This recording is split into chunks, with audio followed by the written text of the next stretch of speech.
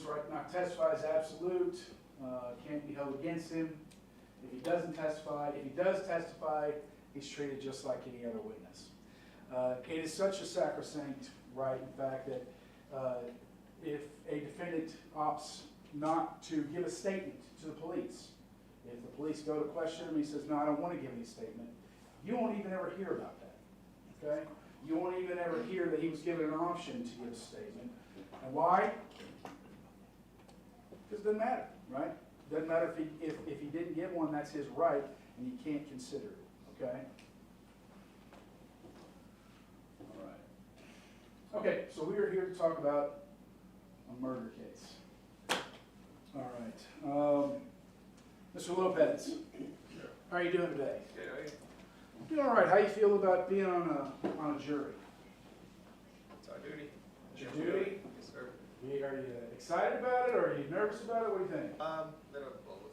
Little both? Not thrilled, but yeah, it's our duty. I understand. Okay. Who's excited about the prospect of being on the jury? Anybody? Okay, that's Mr. Mathis. What excites you about being on jury? Well, it's different than most weeks are, right? That's true. Yeah, it's something different. Okay. I did used to do a lot of child abuse cases. I was assigned to the Crimes Against Children division for quite a while, and nobody was ever excited about being on those juries. And it was never anything that, it's one of those things,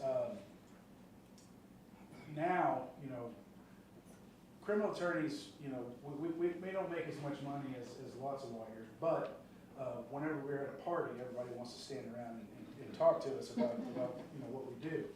And people love to talk about murder cases.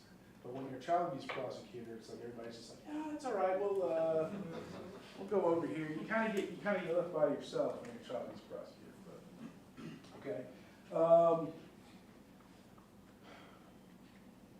Mr. Calvin, how do you feel about the prospect of being on a murder jury? Mostly nervous. My wife will be very angry if we miss our vacation. But this is a duty that I also take extremely seriously, especially given the gravity of the charges. So there's some nervousness surrounding that as well. I want to make sure that if I'm selected, that I do the most reasonable, best I can. Best job you can. Okay. What about you, Ms. Lofty? How do you feel about potentially being on a murder jury? I'm nervous also a little bit unsettling that what I heard is gospel. It's a murder case. Okay. Now, let me ask you this. Is there anybody here who, based upon their, again, like we talked about, your life experience, anybody who just, when they heard that charge, that it was a murder, their heart just sank, and because of either their own personal experiences or maybe not with murder specifically, but with violent crime, something like that, where somebody thought, I cannot be on this jury. Is there anybody who felt that way? Okay. Let's see. Ms. Garcia, I think we've talked to you. Ms. Jordan, how about you? Yeah, I just had Okay. Okay, and I'm sorry, I didn't hear what she said. Okay, personal experience. and I can see you getting emotional talking about it. Do you think that based on those personal experiences, would it be difficult for you to be fair and impartial in a case like this? more likely than yes. Yeah. Okay. And do you think that you would have difficulty being fair and impartial to the defense or to the state? Or both? Both.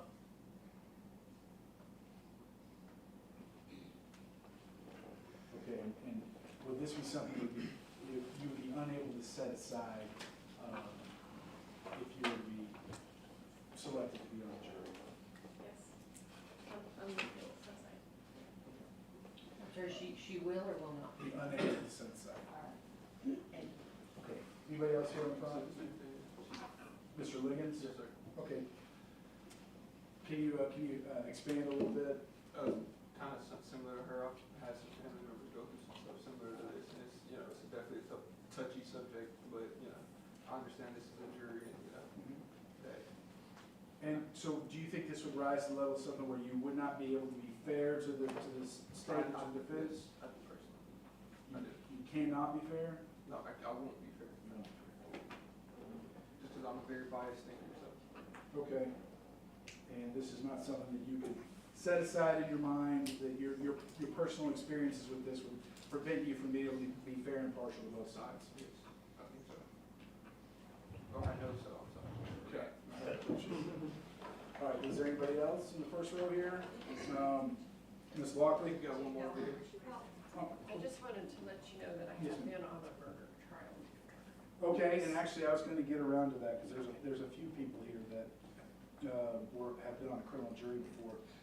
Ms. Tennis, have you, you said you have been on a murder, jury before? Yes, Okay, and did the jury assess punishment in that case? yes. Okay, what, do you know what you assessed punishment, you I think remember? it was 20 years.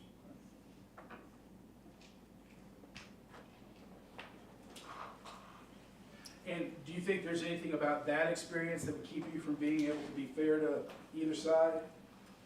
No, I don't feel like it would affect my opinion. All right, and then Ms. Lockley?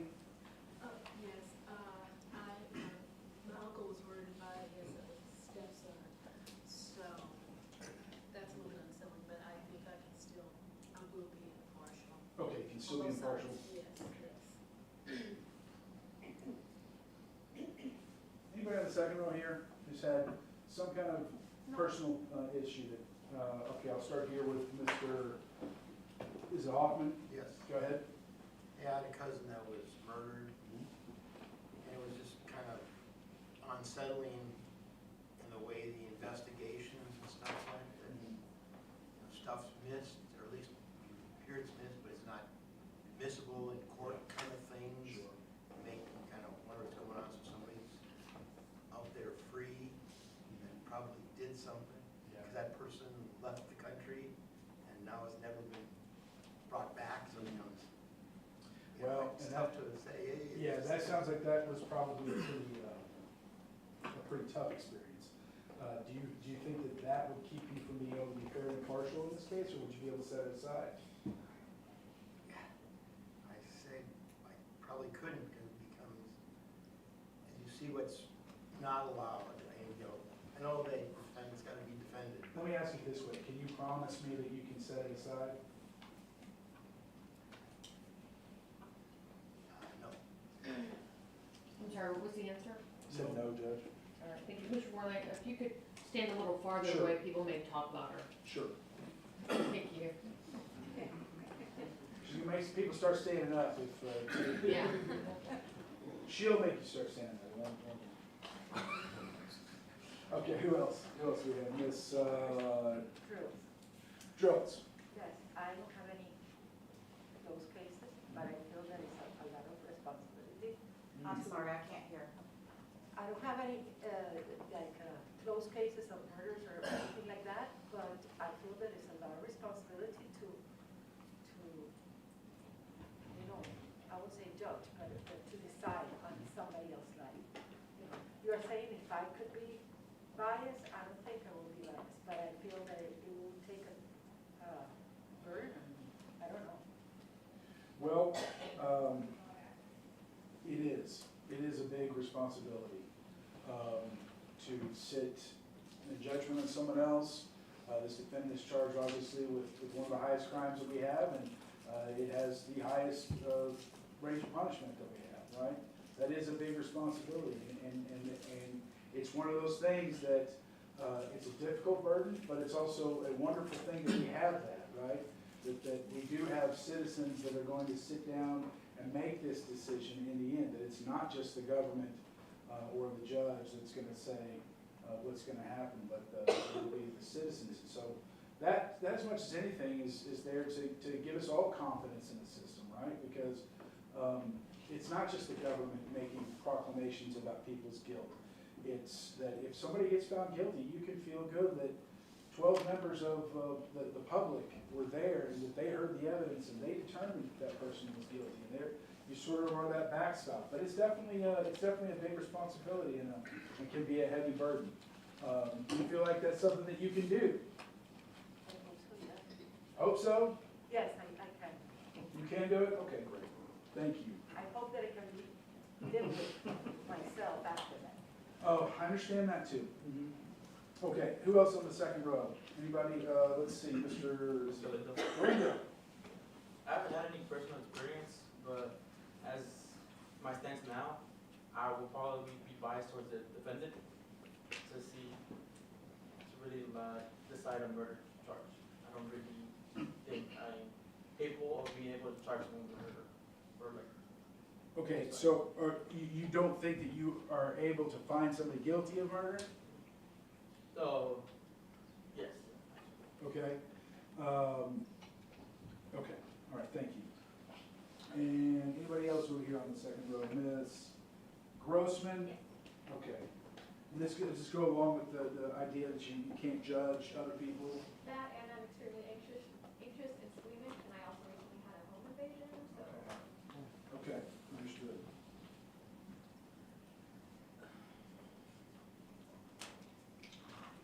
And Ms. Vaughn? Yes.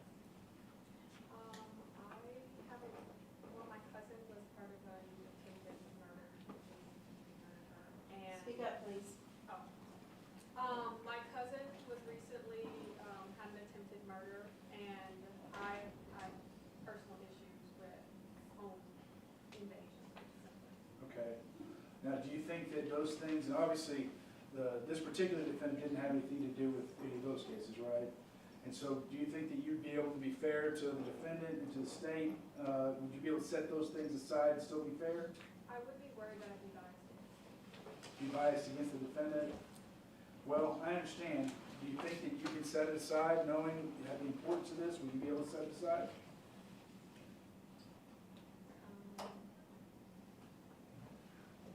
Honestly, it depends on the circumstances.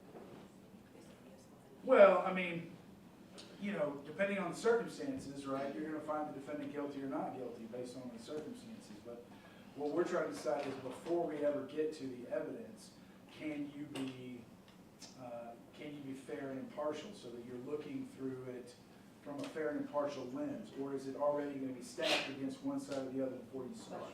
That's really what it boils down to. Can I ask a question? Sure. Is the murder in Salem? Well, I can't give you any facts of the particular case. What was your question? She wanted to know if the victim in the case was a woman. Ah. But we can't really give any, specific facts. Okay, so no, you don't think you can be fair?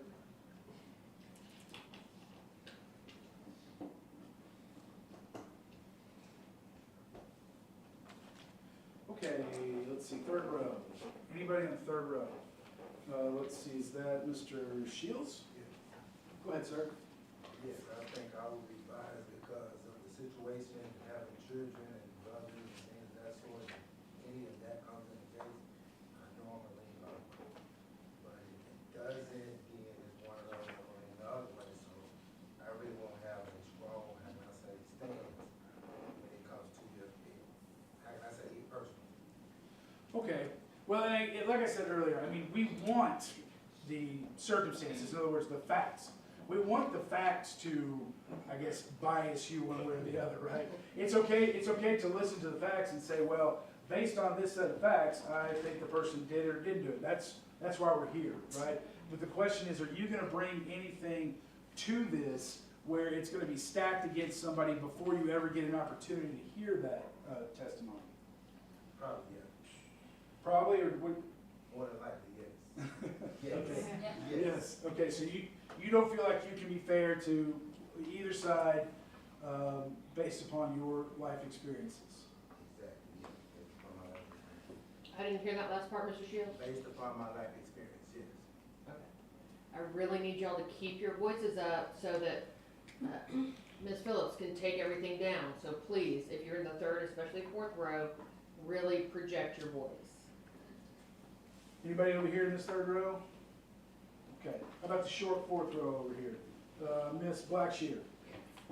Go ahead. I have had experience with intimate partner violence when someone did attempt to take my life. I've also witnessed it with my mom, same thing, and then I'd say like in the past year, I have a cousin whose partner tried to take his life.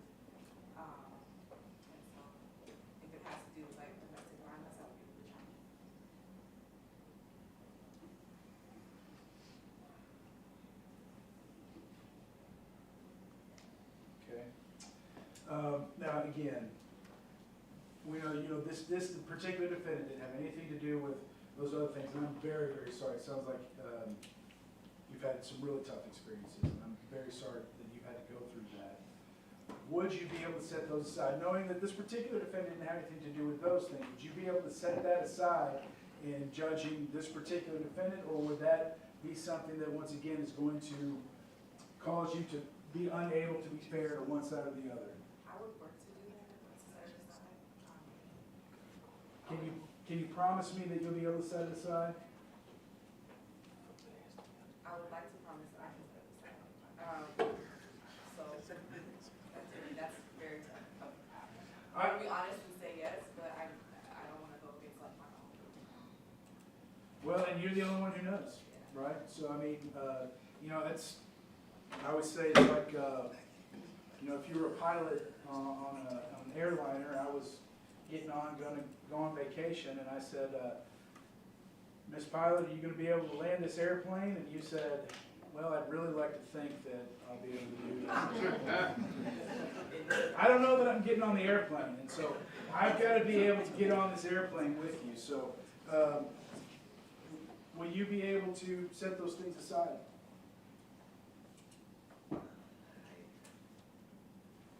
Truthfully, maybe, I might not be able to. All right, anybody else on the short row? Mr. Cantu? Yes, sir. I do not believe, given my own personal life experience, that I could be an impartial jury member to either both the state or the defendant. Okay. All right. What about the back row? Let's see, Mr.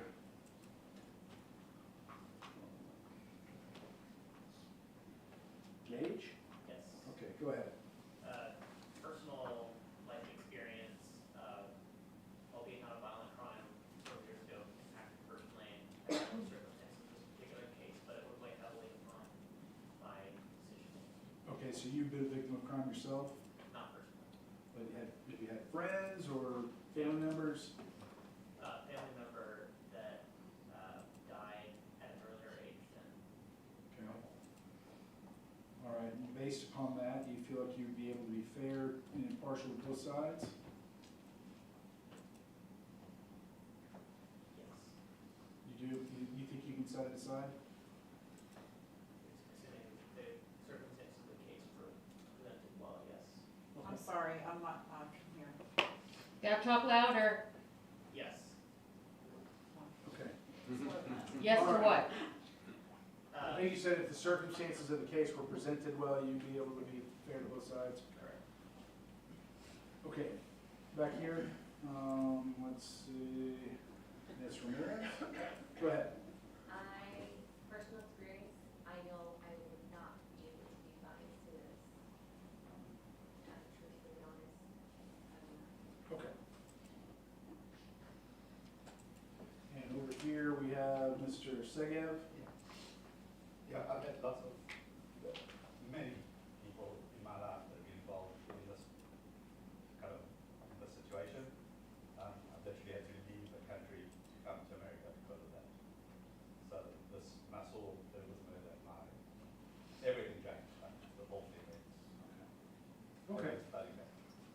Anybody else? Wait a minute, what's this business trip you're going to Florida for, sir? I'm just teasing you, I'm just teasing you. That's why I need to go. I'm just giving you a hard time. Anybody over here in the jury box feels they can't be fair to Staples? Go ahead. Okay, I'm not saying that I can't be fair, but from personal experience, my son has 4 first-degree felons that he's facing, and I'm a strong believer. I have to hear the evidence that presents first before I make a judgment, and this is my own son, and I actually testified upon the witness stand because wrongdoing is wrongdoing, and I'm a parent. And I actually told the judge myself, I don't even know this kid. And I say, y'all do whatever it is y'all feel like y'all need to do. Because wrongdoing is wrongdoing. And I'm a strong believer in that. Well, and again, I'm. So I would be just fine. Thank you very much, I appreciate that.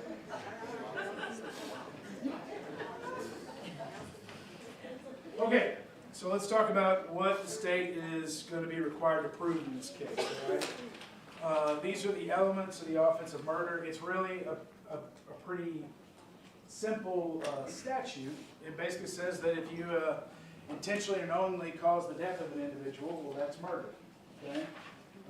It's the details that we usually end up, talking about, right? But it indicates that the defendant, we have to prove who it was, it's the person we said it was, on about a certain date, in Dallas County, Texas, intentionally or knowingly causes the death of an individual, and that they used or exhibited a deadly weapon. Now, there are two different ways to prove up murder in the state of Texas, okay? This is the first way. Intentionally or knowingly causes the death of an individual. The second way is this, that the defendant intends to cause serious bodily injury and commits an act clearly dangerous to human life that causes the death of an individual, and they use or exhibit a deadly weapon, okay? The deadly weapon part is in the indictment. It's not in the statute for murder itself. It'd be hard to commit a murder without using a deadly weapon, I suppose, because the person would be dead. That is kind of instructive of the fact that anything can be a deadly weapon in its manner of use, right? I'm sure we can all think of situations where, like, a baseball bat is not made to be a deadly weapon. If you're carrying a baseball bat upon your person, you're not going to get an unlawful carrying of a weapon. But could a baseball bat be used as a deadly weapon? Yes. Obviously, right?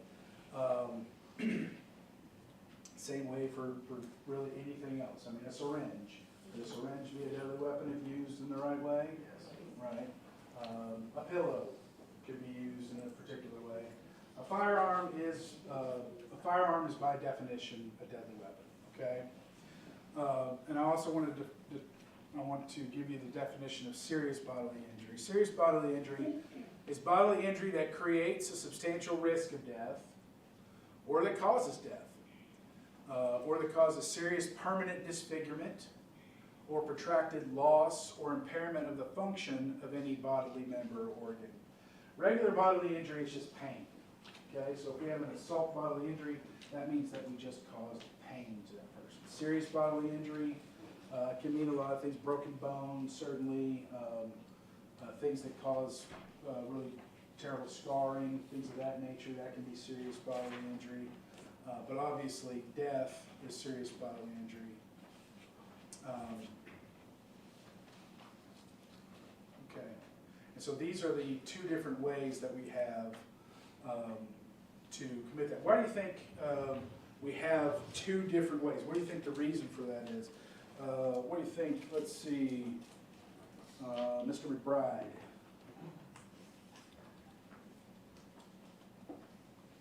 Not really sure different reasons, but. What's the difference between the two? You got intentionally and knowingly causes the death, and then you got intends to cause serious bodily injury and commits an act clearly dangerous to human life that causes the death. What are the difference between those two scenarios? What do you think? Severity.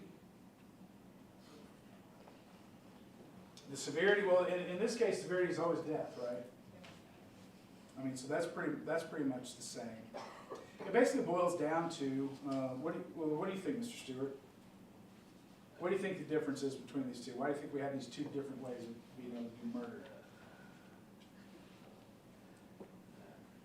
Maybe it's hard to do it under individual circumstances or individual intent.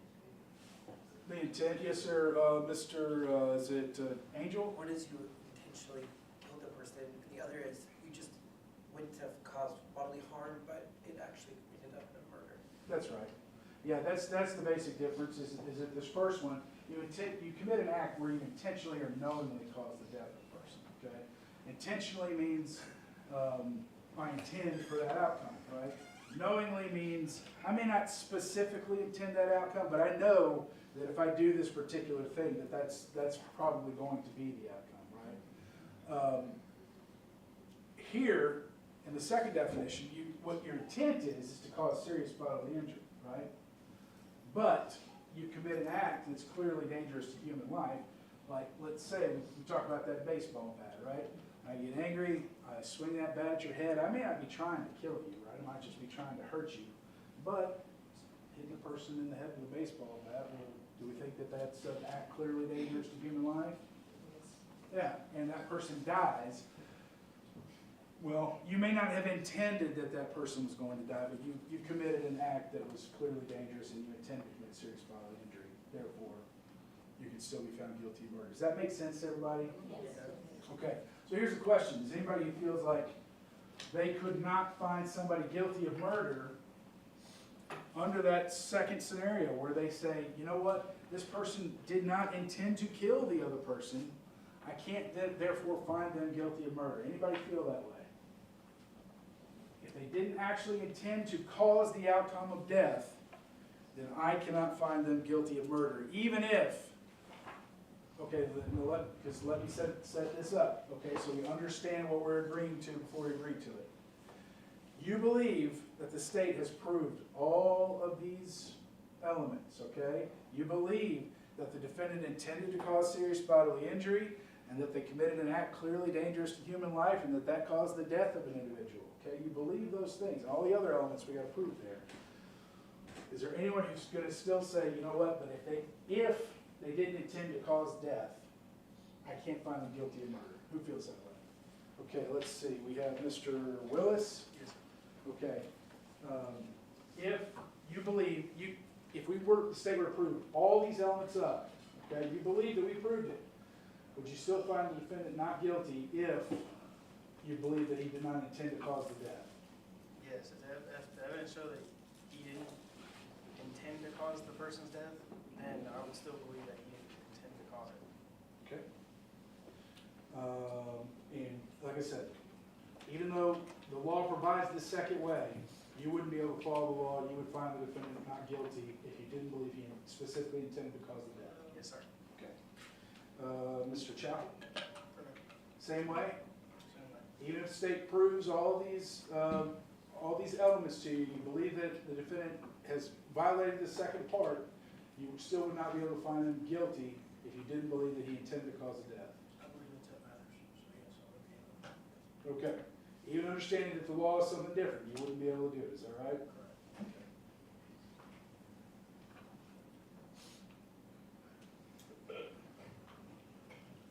Okay, who else feels the same way as Mr. Willis and Mr. Chapel?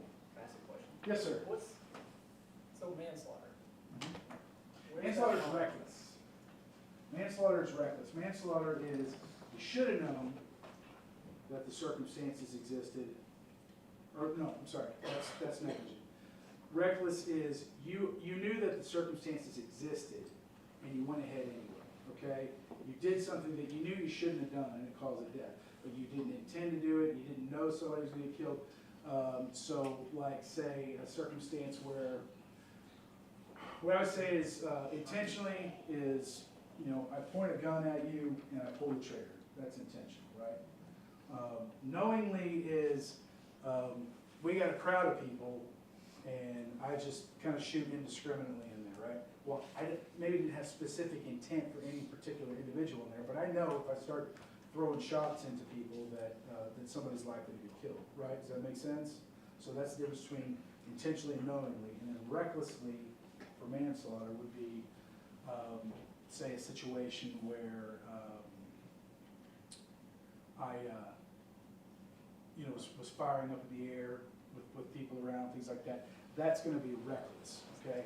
I don't know that anybody's going to get killed from doing that, but I know that the danger exists that, you know, if I send a bullet up in the air, it's going to come back down, and that someone could potentially get killed by that, right? So that's a reckless situation. Or let's say, you know, you fire into a house.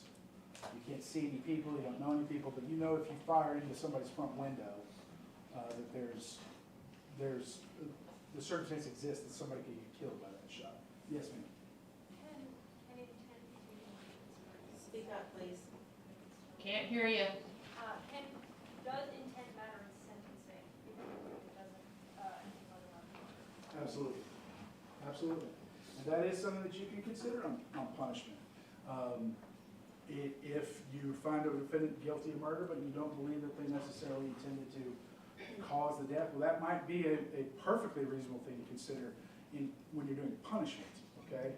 But what we're saying is that if the state has proved this second way of committing murder, would anybody still require that it was done intentionally or knowingly, even though the second way doesn't require that? Okay, so where was I? Does that clear things up for you, Mr. Holt? Yes. Okay, do you have any issues with that? Would you be able to find someone guilty both ways? I mean, I agree with what was said earlier. I think I'd have a hard time convicting murder on someone who did not intend to kill. Okay. That was not the intent. All right, and again, we're talking about someone who intends to cause serious bodily injury, commits an act clearly dangerous to human life. If you believe that the state had proved all these elements, would you still be unable to find a person guilty of murder if you did not believe they intended to cause the death? Yes.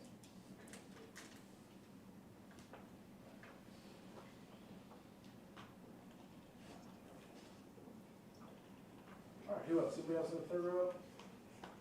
Fourth row. Anybody who feels that way on the fourth row? Let's see, Mr. Shields? Shields? Yeah. Okay, so even if we prove that all these elements, if you don't, we prove the case beyond reasonable doubt to you, but you still think that the defendant didn't mean to actually cause the death, you would not be able to find him not guilty, or I'm sorry, not be able to find him guilty? No, not be able to find him.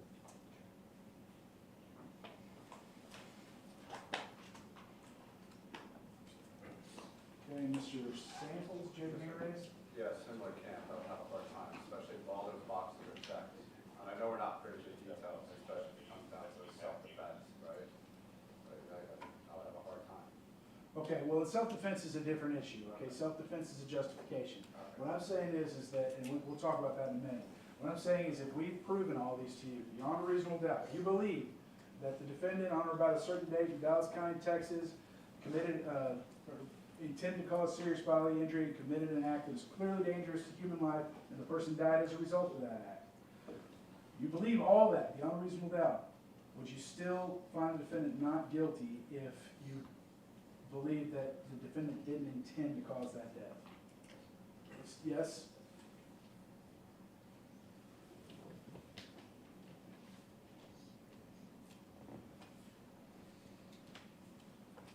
Anybody else on this third row here? Short fourth row, anyone? How about the back row? I have a question. Yes, ma'am? You said you intended to cause serious bodily injury. Yes, ma'am. I'm a nurse, I'm a registered nurse. Mm-hmm. But they didn't intend to kill that person. Yes, ma'am. Okay, so that's what you're saying. It wasn't their intention. Their intention was to hurt, beat them up, whatever, but they ended up dying Yes, ma'am. because of the action. Right, But it was not intended, okay, right. all right. Yeah, and again, they have to intend to cause serious bodily injury, and they have to commit an act that's clearly dangerous to human life, right? Okay. You clear on everything? Any other questions about that? Okay. How about anybody over here in the box? Anybody have any issues here?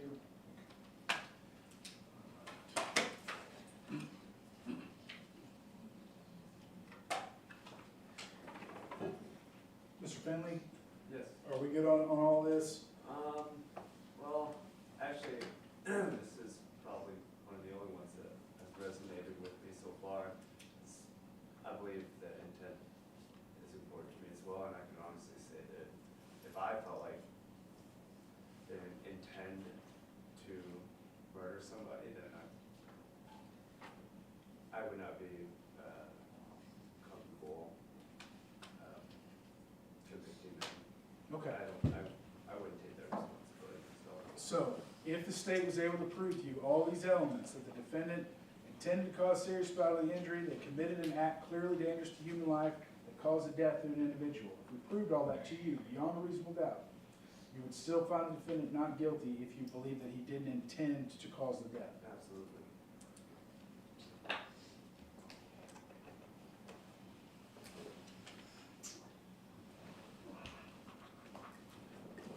Okay, anybody else? I'm about to go to something else. Anybody else feel that same way as Mr. Finley and some of these others? Okay. All right. So self-defense, let's talk about that. Okay, a person, this is regular self-defense, okay? We're gonna go through stages here of self-defense and into self-defense using force and then into self-defense using deadly force, okay? Because they're a little bit different, but as you'll see, they're also very much the same.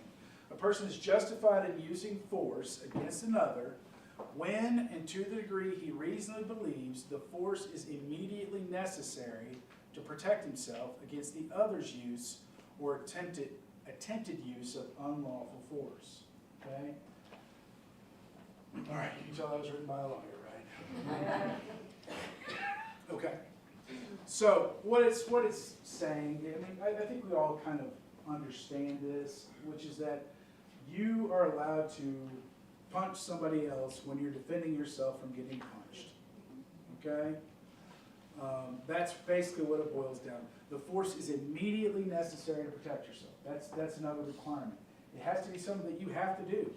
If you're going to call it self-defense, it's got to be something that has to be done to protect yourself against the other's unlawful use of force, okay? So if somebody's lawfully using force against you, like say you break into somebody's house and then if they punch you, you can't say, hey, he assaulted me. Well, no, you break into somebody's house and you get punched, right? Or worse. The use of force against another is not justified in response to verbal provocation alone, or if the actor provoked the other's use or attempted use of unlawful force. So you can't start a fight, right? And then when somebody else gets in the fight, then claim self-defense, okay? And you also can't do it in response to verbal provocation alone, all right? We certainly understand situations where people say things that are so bad that it makes you want to, punch them in the face. Anybody who has kids knows what that's like, right? But, I'm kidding, but I'm really not. I have a teenage daughter, so pray for me. But you can't, right? It doesn't matter what a person says. What a person says doesn't ever rise to the level of them being able to physically assault them. And if they have provoked your use or attempted use of unlawful force, then you can't claim them, okay? Now we get on to deadly force, okay? Because before we've really just been talking about a situation where we're gonna punch or we're gonna hit, something like that. A person is justified in using deadly force if you be justified in using force, like we talked about in the previous screen, and when and to the degree he reasonably believes the force is immediately necessary to protect himself against the other's use or attempted use of unlawful what? Deadly force.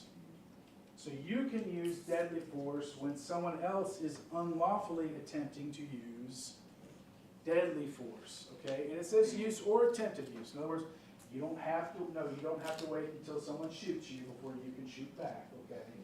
But you do have to wait until the point where it is immediately necessary to protect yourself from another person's unlawful use of deadly force before you can use that deadly force yourself, okay?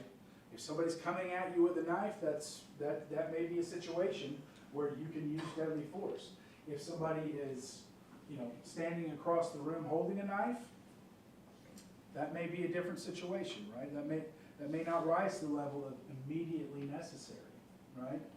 That's what it all boils down to. You can also use deadly force to prevent another's imminent commission of aggravated kidnapping, murder, sexual assault, aggravated sexual assault, robbery, or aggravated robbery, okay? So if you see someone committing one of these offenses, you can use deadly force to prevent them from doing those things, okay? either against you or to a third person. A person is justified in using force or deadly force against another to protect a third person if, under the circumstances as the actor reasonably believes them to be, the actor would be justified in using force or deadly force to protect himself against the unlawful force or unlawful deadly force he reasonably believes to be threatening the third person. So basically, the actor reasonably believes his intervention, again, is immediately necessary to protect the third party. The same rules apply to a third party as they do to you. So if you see someone else being attacked and that person is being punched, okay, then that's not going to justify necessarily you using deadly force. If deadly force isn't being used, then you can't use deadly force. You can use deadly force in response to deadly force. Now, if there's 5 or 6 people punching and kicking someone, could that rise to the level of deadly force? Sure. And all of these situations are going to be up to what is reasonably necessary under the circumstances. And guess who gets to decide what's reasonably necessary? The jury, that's right. The 12 of you who are sitting over there will get to decide what is reasonable in a given circumstance. But that's what the law indicates, is that in order to use deadly force, it has to be immediately necessary. It has to be reasonably, they have to reasonably believe that the force is immediately necessary to protect themselves or others, and not just against attack or harm, but against unlawful deadly force. Can't meet regular force with deadly force. You can only meet deadly force with deadly force. Does anybody have any questions about any of that? Okay, judge has gone over punishment quite a bit.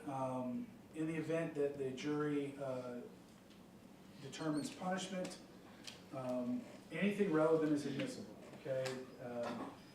During the guilt-innocence phase, you won't hear any, or oftentimes, most of the time, you won't hear any testimony about, like, for instance, if a person has prior criminal history, something like that, you wouldn't hear anything about that during guilt or innocence, okay? Because during guilt innocence, all you're there to decide is, did this particular crime happen, okay? So you won't hear about other bad acts, things like that. You also won't hear about all the good, wonderful things that a person might have done, right? Because, again, that doesn't necessarily go to show whether or not they committed this particular act on this particular day. During the punishment phase of the trial, if the person's found guilty, all of that becomes relevant at that point, because now we turn to what is an appropriate punishment. Some of you all talked about, for instance, if someone didn't intend to cause the death, well, this might be a place where that would become relevant, right? That's where you want to consider that sort of thing in deciding where to move up and down, excuse me, that punishment range.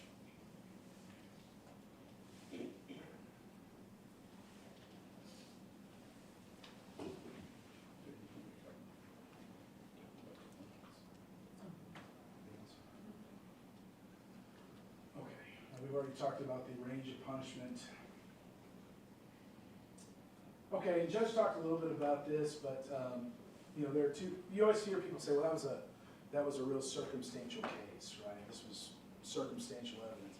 Well, there's really only one kind of direct evidence, and that is eyewitness testimony. That's direct evidence. That's, I saw what happened. This is what happened. This is who done it. That sort of thing. All right, that's direct evidence. Everything else, fingerprints, DNA, all of that is going to be circumstantial evidence.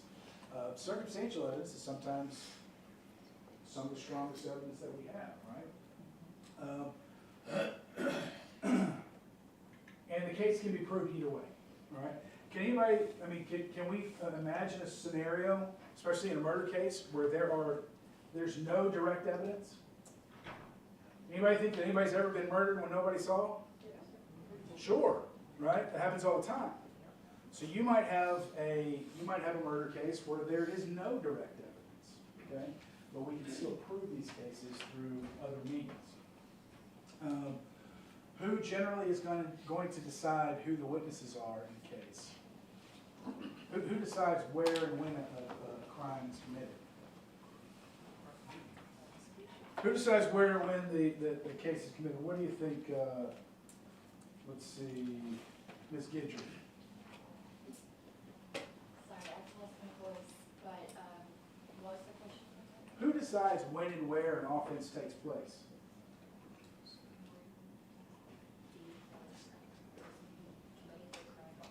I'm sorry, I could not hear a thing she said. I've lost my voice, but Okay. the person who committed the crime is the one who decides when and where and how and. That's right. The person who committed the crime is the person who decides when and where that offense takes place. And oftentimes they decide, you know, if there are people around when they do the crime, things like that. And so, obviously, you know, if a person were going to do a crime, Mr. Locke, you think you'd rather do a crime someplace where people would see or where people wouldn't see? Where no one would see. And why? So there's no direct evidence, so nobody can say, I saw what happened, and everyone else did, right? And sometimes we talk about the CSI effect. That's, anybody ever watch any of these procedural shows? Yeah, they drive us crazy. Because mostly it's magic with the things that they, I saw a CSI once where, you tell me if anybody saw this one, where they were able to get, there was like a flash maybe from the gun, and they were able to get a picture of the defendant that had been burned into the cornea of the victim or something. Yeah, no, you can't do that. It's not a real thing.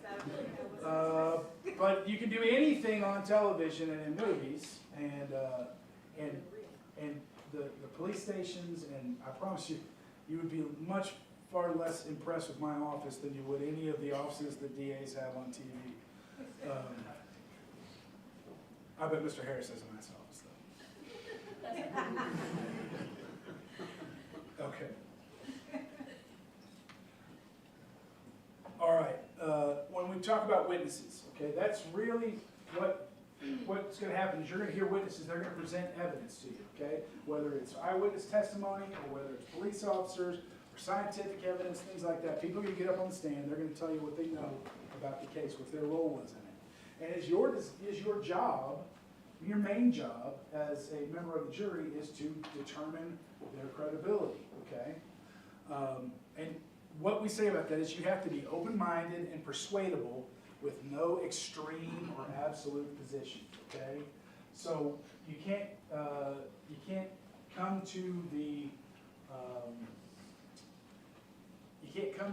the trial and say things like, well, I would never believe anything that a police officer had to say, okay? Now, you may have had bad experiences with police officers. You may have had wonderful experiences with police officers. You also can't come to it saying, boy, I tell you what, if a police officer said that it happened, then I'm going to believe it no matter what, right? You can't do either of those because those are both extreme or absolute positions. You basically have to come to it and say, I'm going to listen to what the person has to say, and after I've heard what they have to say, I'm going to determine whether or not I believe them or not, based on all the circumstances surrounding it. Like, does it match what other people say, or is it believable what they have to say? All those sorts of things. And you can consider a person's bias, right?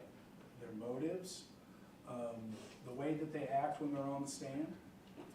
Conflicts in testimony alone don't necessarily equal reasonable doubt. Let's see here, Ms. Kraus. If we go back to that scenario that I gave you where I said that, I pulled out a gun and I shot Ms. Mitchell here in front of everybody. If I asked you what happened, do you think that what you said would be exactly the same as what Ms. Wessel had to say? Maybe not, but probably close. Right, and so it would be close, but it might be different, right? And why would it be different? Right, exactly. Right, I mean, so let's say that when the shooting occurred, you were looking straight at me, and Miss Wessel was looking at her watch or something like that. Would she necessarily have the same story to tell that you would? And if your stories were different, would that mean that either one of you was not telling the truth? No. Right, because everybody comes to it from their perspective, having seen what they saw, and it's being filtered through their memories, you know, and their perspective, right? And so, just because it's different doesn't necessarily mean it's not true, okay? Or that they're lying, all right? Sometimes it does mean it's not true, and sometimes you can say something that's not true and you're not lying, right? You're just wrong. It is possible. It is possible to be wrong too, right? Okay. And then we talk about imperfect witnesses. I wish, well, this is a funny thing to say. I don't wish that all of the witnesses that I had were all, you know, fine, upstanding people, because I don't wish anybody to have to be a witness to crime or a victim of crime, right?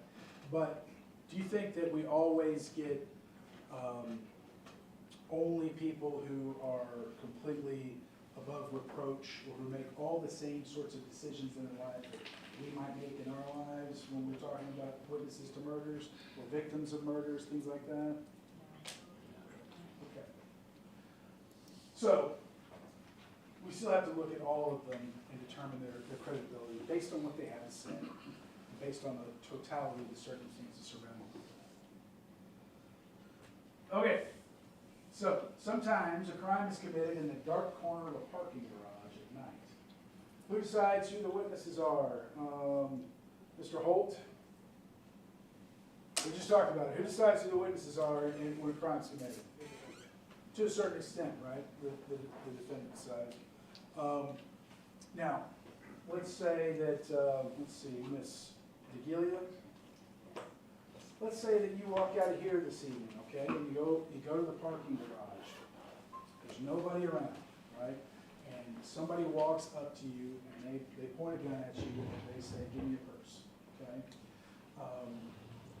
And then they give them their purse, they run away.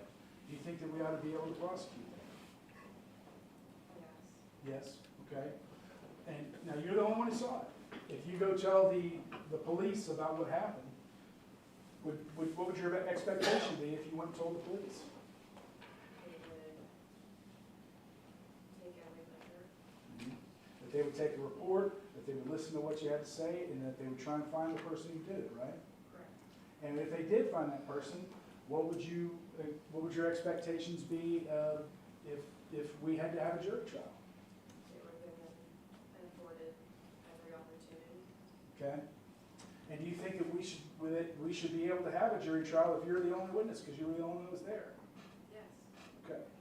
And see, that's a situation that where you have only one person, right? There's only one person who can see it.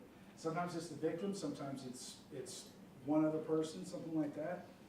But this is what, remember what I talked about earlier. We're not really talking about scales here. We're not talking about who can throw the most evidence at it. We're talking about the character of the evidence. We're talking about the quality of the evidence that we have, okay? So the scenario I'm going to give you is one in which there's only one witness to the offense. But you believe through that witness that the state has proven its case beyond a reasonable doubt, okay? Would you be able to find someone guilty based on the testimony of one witness? Again, if we've proven it to you beyond a reasonable doubt. Or would you say, I believe that this person proved the case to me beyond a reasonable doubt, but I'm still going to require that the state bring me more than one witness, or I'm not going to be able to convict. Okay? Anybody feel that way? That if the state can only bring me one witness, even though I believe that witness beyond a reasonable doubt, I believe that the state proved their case to them, is anybody going to say, I'm still going to find them not guilty unless I can get another witness? Who feels that way? There's always somebody who feels that way. Okay, yes, sir, Mr. Chapel. Okay, so if we prove the case to you beyond a reasonable doubt, but we do it with one witness, you're still going to require the state to bring more. Okay. All right, who else? For your final question. Yeah, sure, go ahead. Um, This is, Ms. Winifred? Yeah, you're not saying that the one witness is the only evidence, just the only, wait, like there's other circumstantial evidence as well? Is that what you're saying? Well, you know, depending on the circumstance, that might be the only witness, right? I mean, let's, you know, like in the circumstance that we talked about here where, with Ms. DeGilia, right? We've got somebody who's committed a robbery, they've pointed a gun at someone, they've taken their purse. If they take that purse and we never see it again, right? There might not be any physical evidence. There might not be any, you know, DNA or things like that. You literally might have just the one person who's able to say that this is the person that did it, okay? And in this situation, what I'm saying is you believe them beyond a reasonable doubt. You believe them beyond reasonable doubt. Would you be able to convict based upon that, or would you still say, even though I believe the state has proven their case beyond reasonable doubt through this witness, I'm still going to require more than one witness? Yes, ma'am, Ms. Grossman. Yes, I would, I don't know a better way to proceed with such a case, but I would have difficulty bearing that responsibility and coming back to the issue. Okay. I have a question. Yes, ma'am. The scenario that you just gave with her, with someone coming up, taking her purse, running a gun at her, she is the only witness. But she'll go to the police and she will give them a description of that. She'll give you a description.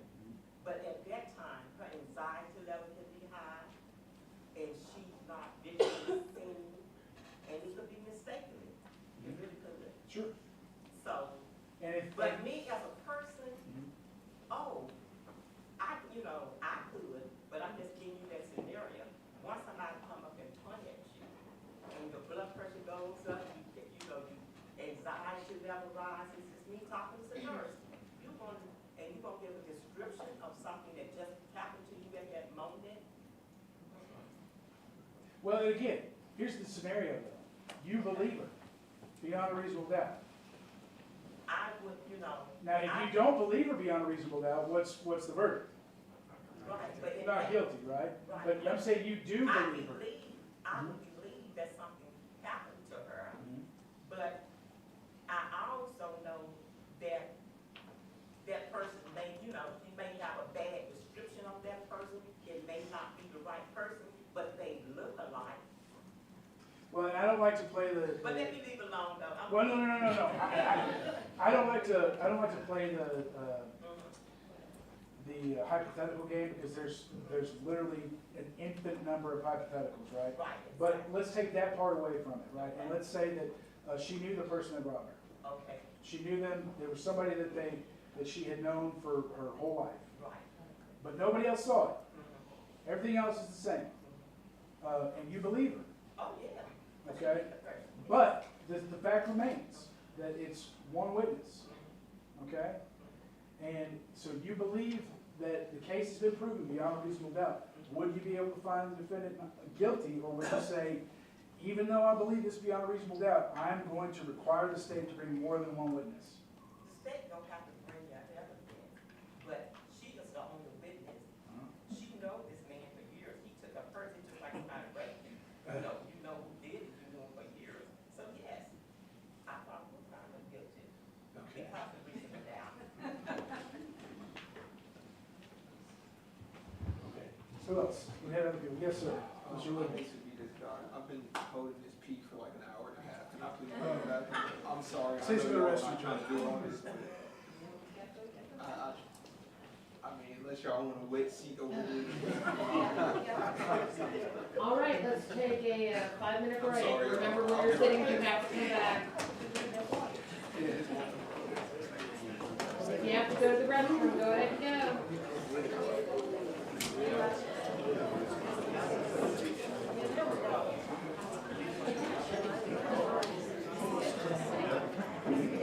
I've been drinking too much water.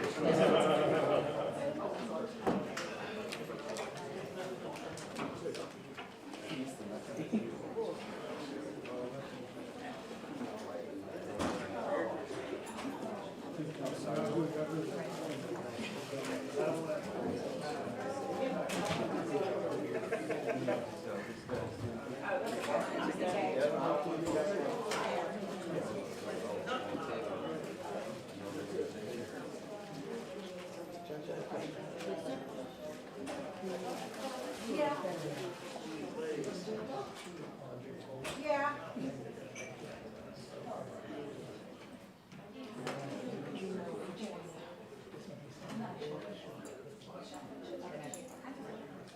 Okay, adjustments. I know, we can't talk about it right now, we got a ways to go before I'm gonna talk to you individually, Oh, okay, okay? okay. And then, if you still have an issue after the defense is gone, then we can talk. Okay, thank you. Thank you.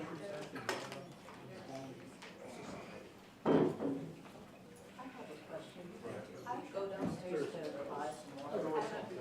Yes. The snack bar closed at 2, I believe, or 1? 2 o'clock, Judge. 2 o'clock, okay, if you have change, we have those machines.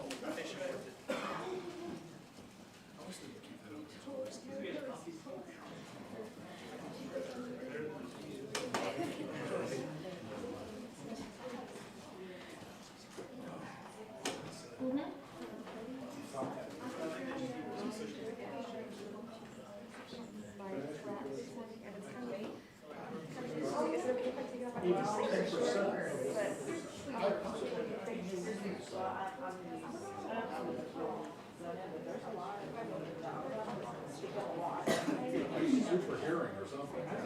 You must read the lips. No show on the machine, Judge? Sure. So, different language. Yeah, that's what I'm saying, it's not you. Your language.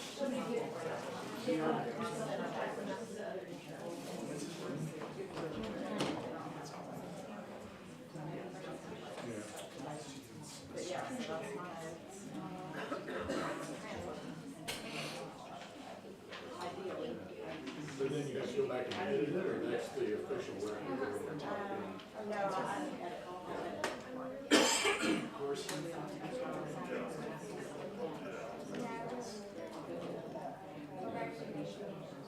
It's been. But yeah, on several. How do you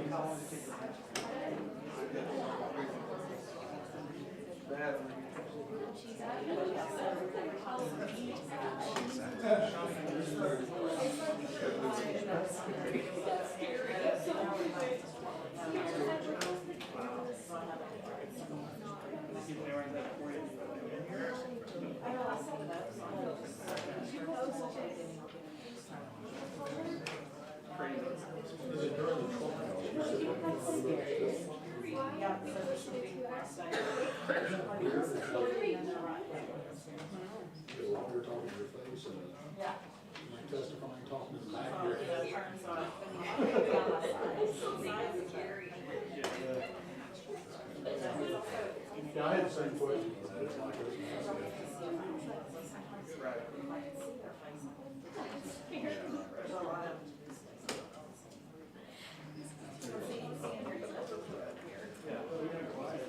Yeah.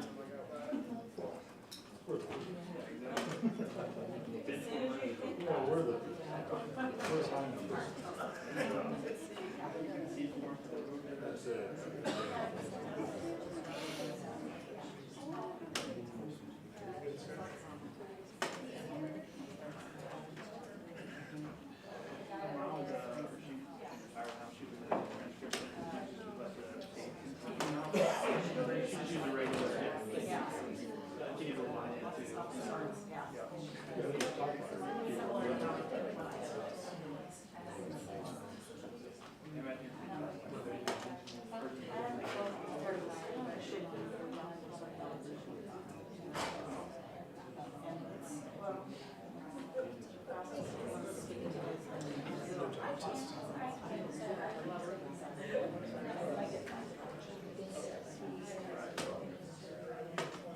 So would you say you only been doing this for 4 years?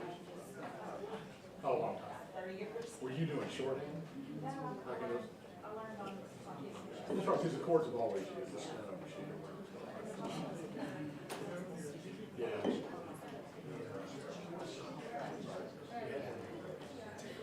Yeah, I used to pass that when my father was secretary. Shorthand.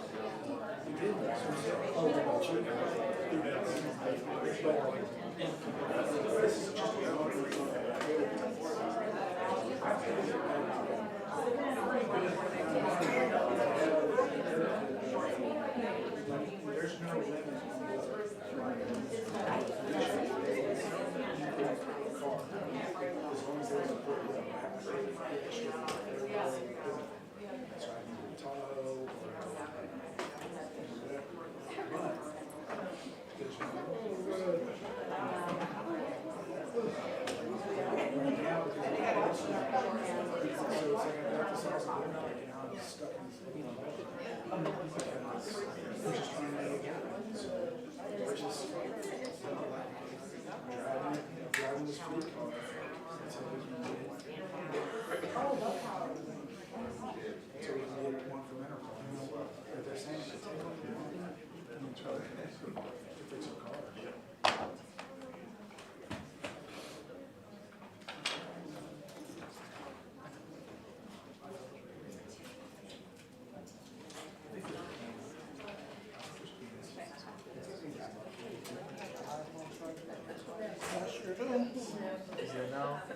I said, yeah, but yeah, so it's okay. Let me just send some messages really quick before I shut it down. Okay, well, I'll tell you what. That one, I can pick up to my laptop. No, this one, let me show you. We're gonna calm down. I don't know if you've seen this one. I got some fancy. I got several of them. I don't know if it's charged up or not. It should be, but I haven't used it. This one, this one.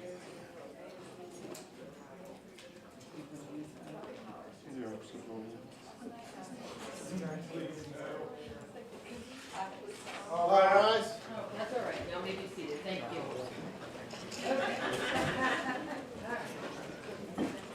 Are we, is anybody missing a neighbor? Oh, you are, all right. There he is.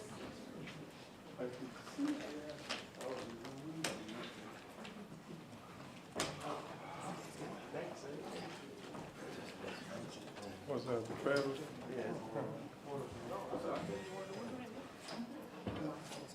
All right, we're back on the record.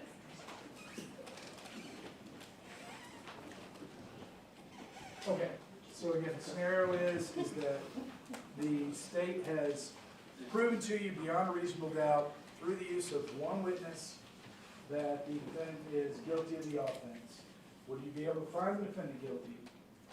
Or would you say, I know that, I believe it, I know it's beyond reasonable doubt, but I can't find someone guilty based on the evidence of one witness? Anybody feel that way? First row? Second row? Already got you down. Third row? Short fourth row here. Okay, Ms. Ekman? Speak up, please. I can't hear her.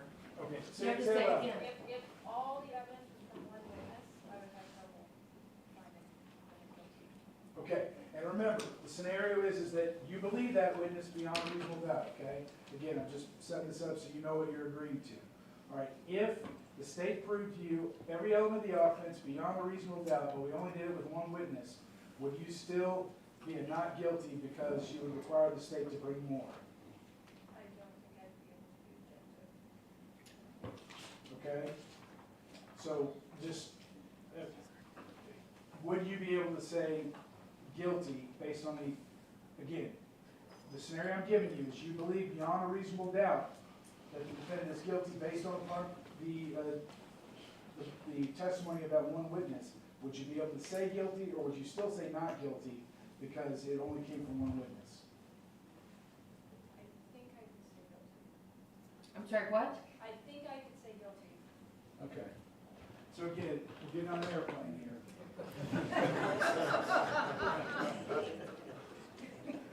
What do you think? Can you promise me that? I think my problem is more that I have trouble foreseeing that I would be convinced by what's going on. And I understand that, and I am not asking you can you be convinced beyond a reasonable doubt by one witness, okay? That's a different question, all right? That's for you to decide, all right? What I'm asking you is, if you have been convinced beyond a reasonable doubt, based upon the evidence of one witness, would you be able to convict, or would you still require the state to bring more? If I was convinced, I would go. Okay. I didn't hear that last, if I was convinced what? I would be able to go guilty.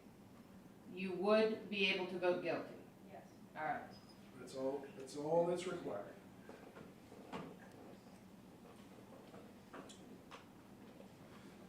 Back row. Anyone who feels like they would not be able to convict based on the testimony of one witness? Anybody in the jury box? Okay.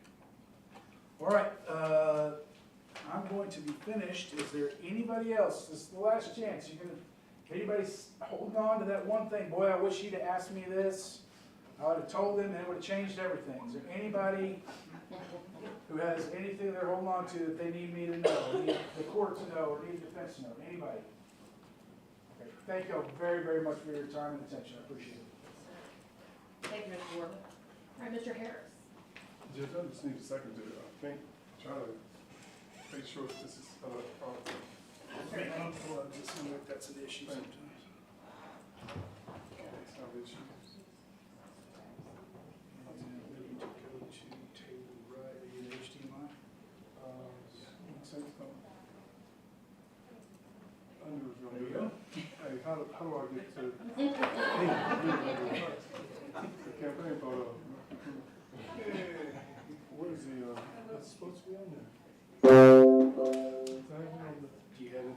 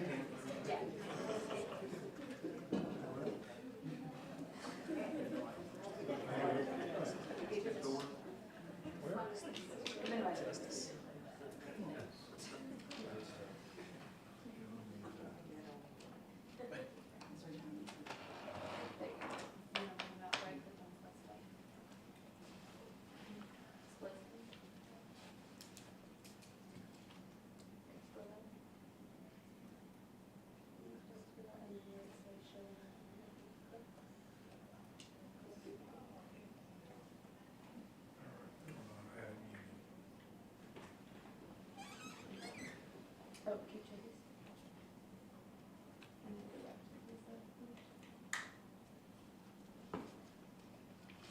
So, I'm gonna look real quick. All right, that's it. You see it? Are you in HDMI? Yeah.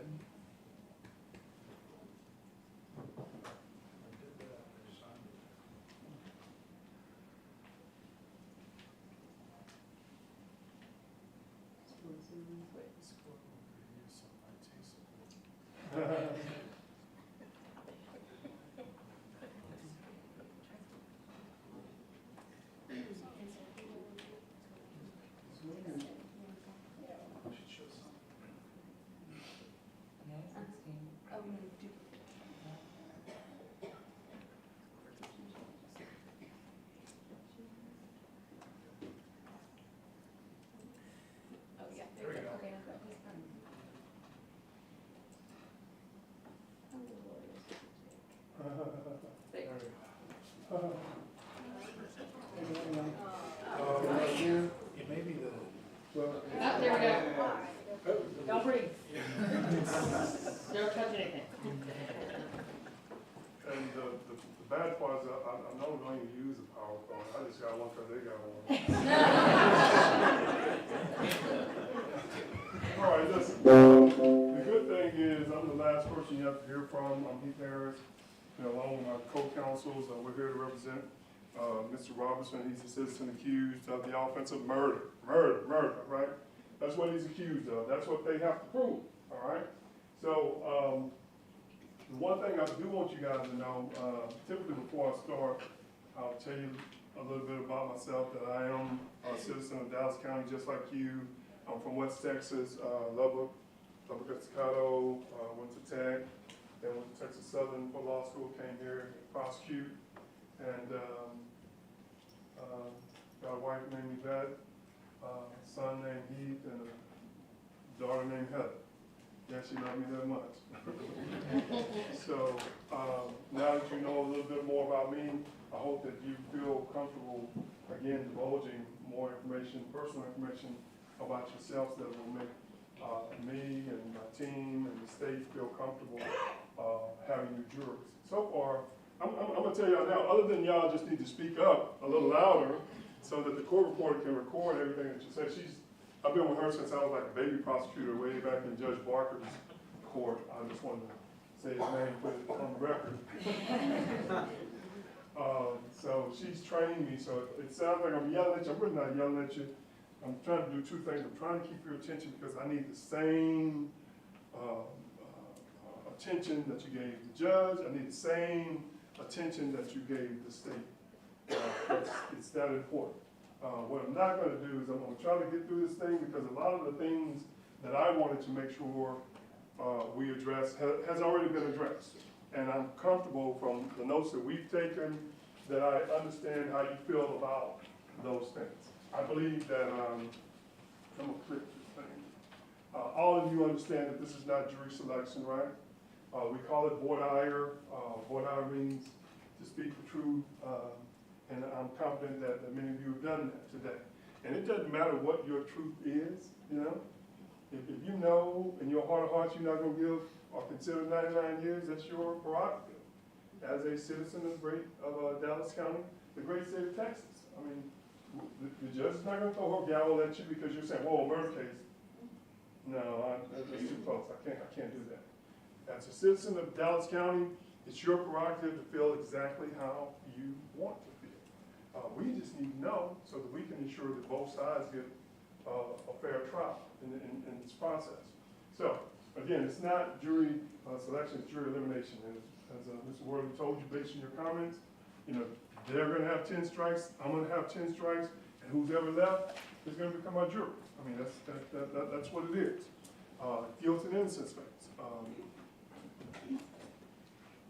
is the next phase. But I tell jurors all the time that I feel that this is the most important part of the trial, the voir dire, to me, even more so than the guilt and innocence of the punishment, because it's the only time we get an opportunity to talk back and forth, to make sure that we know how the jurors feel, who's ever going to be the trial fact, feels about not just the case, but about the law, and make sure that you can follow the law, all right?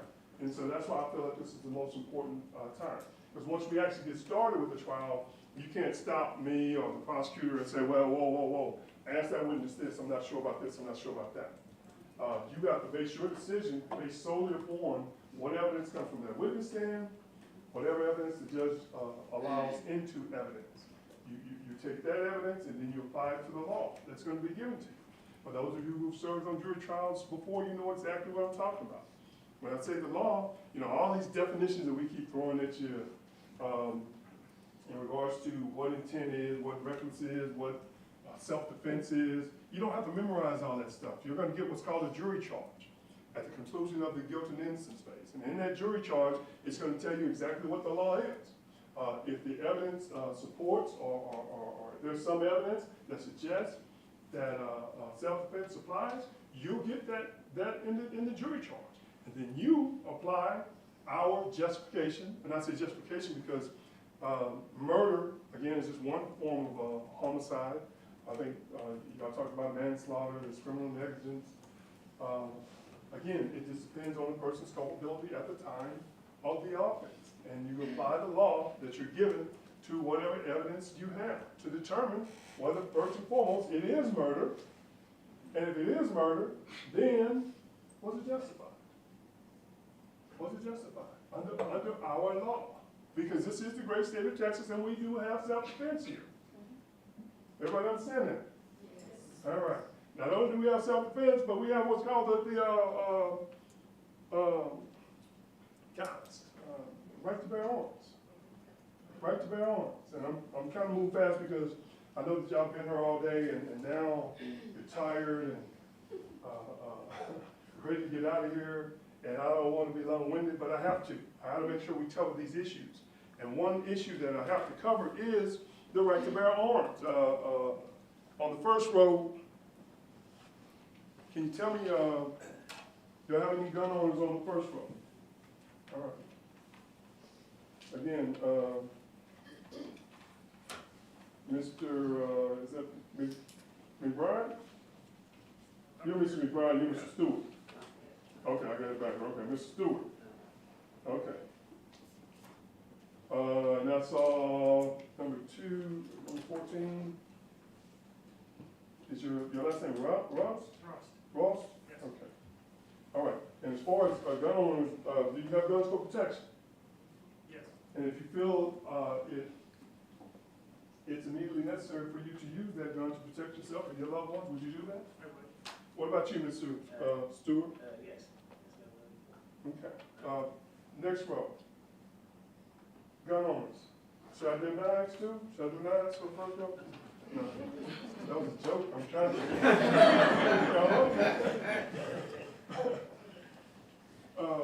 I want to focus on guns right now. I saw your hand, is that Ms. Guidry? Yes. Okay, you got a gun? Yes, I do. All right. Anybody else on the, okay. I see your hand.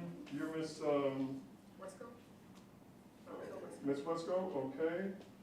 And Mr. Chappell? And who else? Okay, Mr. Hoffman, number 17. Anybody else? Did I miss anybody? Okay, I'm sorry. I And you're couldn't hear what you Miss Wessel, number 7. Okay, thank you, Miss Wessel. Okay, let me make sure. Let me see your sheet. I want to move to the third row. Again, it's a simple question. I just want to know where my gun owners are. Gun owners, third row. Okay. And that's Mr. Mathis and Mr. Smith? That's right. Is that right? Okay. Mr. Mathis, Mr. Smith, if you felt it was immediately necessary to use your firearm to protect yourself or others, would you do so? Yes. This short little row right here, gun owners? Gun owners? All right, I'm moving forward. I see y'all looking sleepy. I'm trying, now y'all make me get more animated because I'm trying to keep y'all awake. I know it's hard, right? All right, let's move back here in the back. Starting with Mr. Valdez, Mr. Man, gun owner, gun owners. All right, I got number 53, Nancy Collins. Okay, and I got Mr. Smith. And I got Mr. Cambridge. Okay. And Mr. Gage, right? All right. And over here, anybody? And you are going to Miami? No, it's I'm just, no, don't look young. I'm just kidding. Over here, gun owners. Everybody,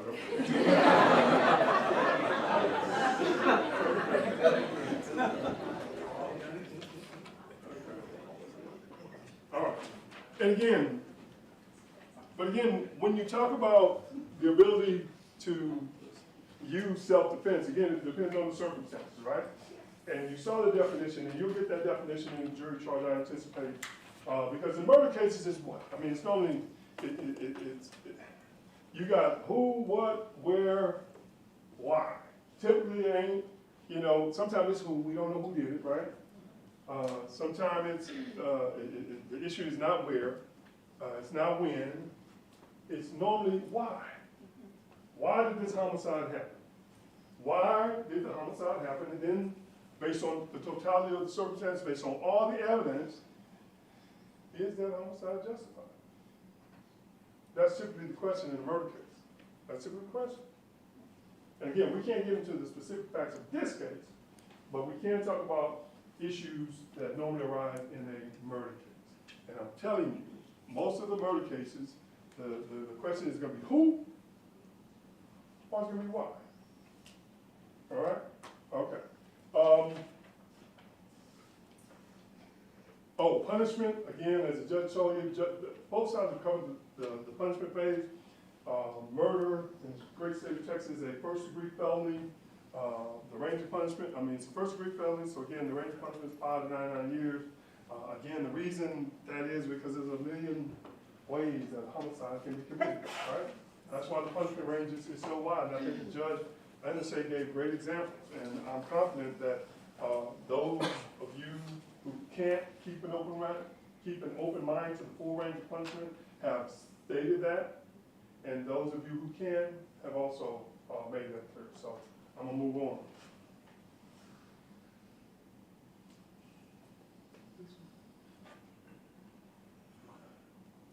I'm scared to use my clicker. All my other IT stuff is spelled, so I didn't want to embarrass myself using my damn clicker. Okay, all right.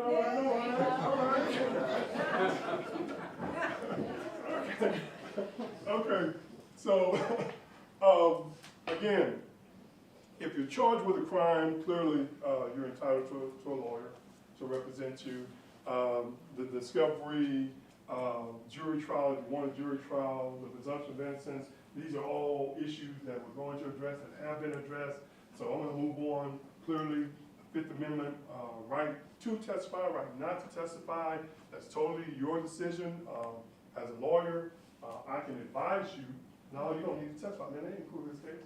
But you can still say, no, I've been waiting years to finally say my part. And if you want to, you can get up there. All right, so man, you better get up there. And you can say, did you see that with those prosecutors? They do this every day. They gonna make me seem like I'm lying, you know? Did you see that jury? You know, I stutter, there ain't gonna be a word I say. Whatever your reason may be, you make the decision, all right? So we're gonna move on because I'm confident that those of you that are gonna require Mr. Robertson to testify have already made that clear. So I'm gonna move on. Right to put on a defense, we don't have to do anything. But typically in murder cases, you're forced to defend yourself, all right? Vast different types of ways a homicide can be committed, ways that a person can be charged. The good thing about this process is the state, again, they make the allegation and they have to prove it. And they do so in an indictment. An indictment is nothing more than a legal charging instrument. That's all it is. It is not evidence. And I don't want to beat that, you know, that dead horse. The judges told you that. I believe the state would tell you that, and I'm telling you that. You're not here to rubber stamp an indictment. The fact that someone has been, again, charged, indicted, arrested, is not evidence, and you can't use that against Mr. Robertson. Everybody understand that? Yes. And y'all understand why, right? Yes. The grand jury process. I mean, basically, on a case like this, or most cases, anyone serve on a grand jury? Anybody? Anybody? So, I mean, they probably look at hundreds of cases a day. Somebody will come in and read the police report. We don't have the right to be there to defend ourselves. That's why you can't use that as evidence. All right, I'll move forward. Again, I think I just said this. Again, the state has done the accusing. They have to prove each and every element in that indictment beyond a reasonable doubt. So they stole, I had this before the state had it, just in case. I promise you, I had this first. I promise you. I promise you. But I'm gonna go over this real quickly because I think it's very important that y'all understand when we talk about the burden of proof and what we're talking about when the judge is saying, well, it's likelier than not for to you to get an indictment, to you probable cause. I like to tell a story. I'm sitting in my car. I busted the driver's side window. I got the screwdriver in there in the ignition. Police officer drives by. Whoa! He thinks what? There's reasonable suspicion, maybe even probable cause to believe I've broken into that car. He don't ask me nothing. He immediately arrests me, right? Because he has probable cause to do so for an arrest, all right? But then after he charges me, well, we find out, well, that it is my car. I do have registration. I do have insurance. I can't prove it is my vehicle. And that's the type of proof that you need to find someone guilty of whether you're talking about theft or whatever. What am I getting at? Is he was been entitled to arrest me, yeah, and charge me, maybe even indict me. You know? But what he didn't know was when all the evidence came out, you know, this is the 4th time I've been late to the airport to pick my wife up. And maybe he didn't know my wife, okay? And I needed to get to that airport by all means. So I did what I had to do to my car to get to that airport so I wouldn't have to hear her mouth. Some of you guys are married, y'all know what I'm talking about. That's not quite fair. All right, but anyway, y'all get it, right? And again, because we talk about by preponderance of evidence, again, that's when you're over in the civil courts, talking about property, talking about someone's money, all right? And it's just slightly tilting the scale one way or the other way. Clear and convincing evidence is over in the family courts when you talk about terminating someone's parental rights. And then, again, when you're labeling someone a felon, over here in the criminal courts, is proof beyond all reasonable doubt. All right? Okay, so let's move on and get y'all out of here. Again, when we talk about Mr. Robinson, as he sits, as the judge has already told you, Mr. Robinson has already pled not guilty to the offense of murder. As he sits right here, he is presumed not guilty. They have to present evidence that shifts that scale. I submit to you, they have to submit evidence that not just, you know, gives you a strong suspicion, it probably happened that way, it likely happened that way, could have happened that way, maybe, might, no. They have to present credible evidence that proves beyond a reasonable doubt each and every element of the indictment. Each and every element. Let me give you an example. We pled not guilty to this indictment. If this offense happened in Grand Prairie, and they allege the Dallas County side, but it's actually the Tarrant County side. You get it? Yeah. To that indictment, Mr. Robinson would be not guilty. If they allege, and I'm going to tell you how really strict it gets. If they allege a deadly weapon to with a knife, but it was actually a gun, to that indictment, Mr. Robinson would be not guilty. Everybody understand that? It's that strict. It's that strict. Everybody with me? Yes. Yes. They're saying it was a firearm that caused the death of the person. Medical examiner comes in and says, no, that person was poisoned. To that indictment, Mr. Robinson would be not guilty. Everybody understand? Yes. It's that strict. And can y'all handle that? Yes. And do y'all understand why? Yes. Because again, as a citizen, you're afforded an opportunity. If the government is going to charge you with an offense, then they have to let you know what that offense is. Yes.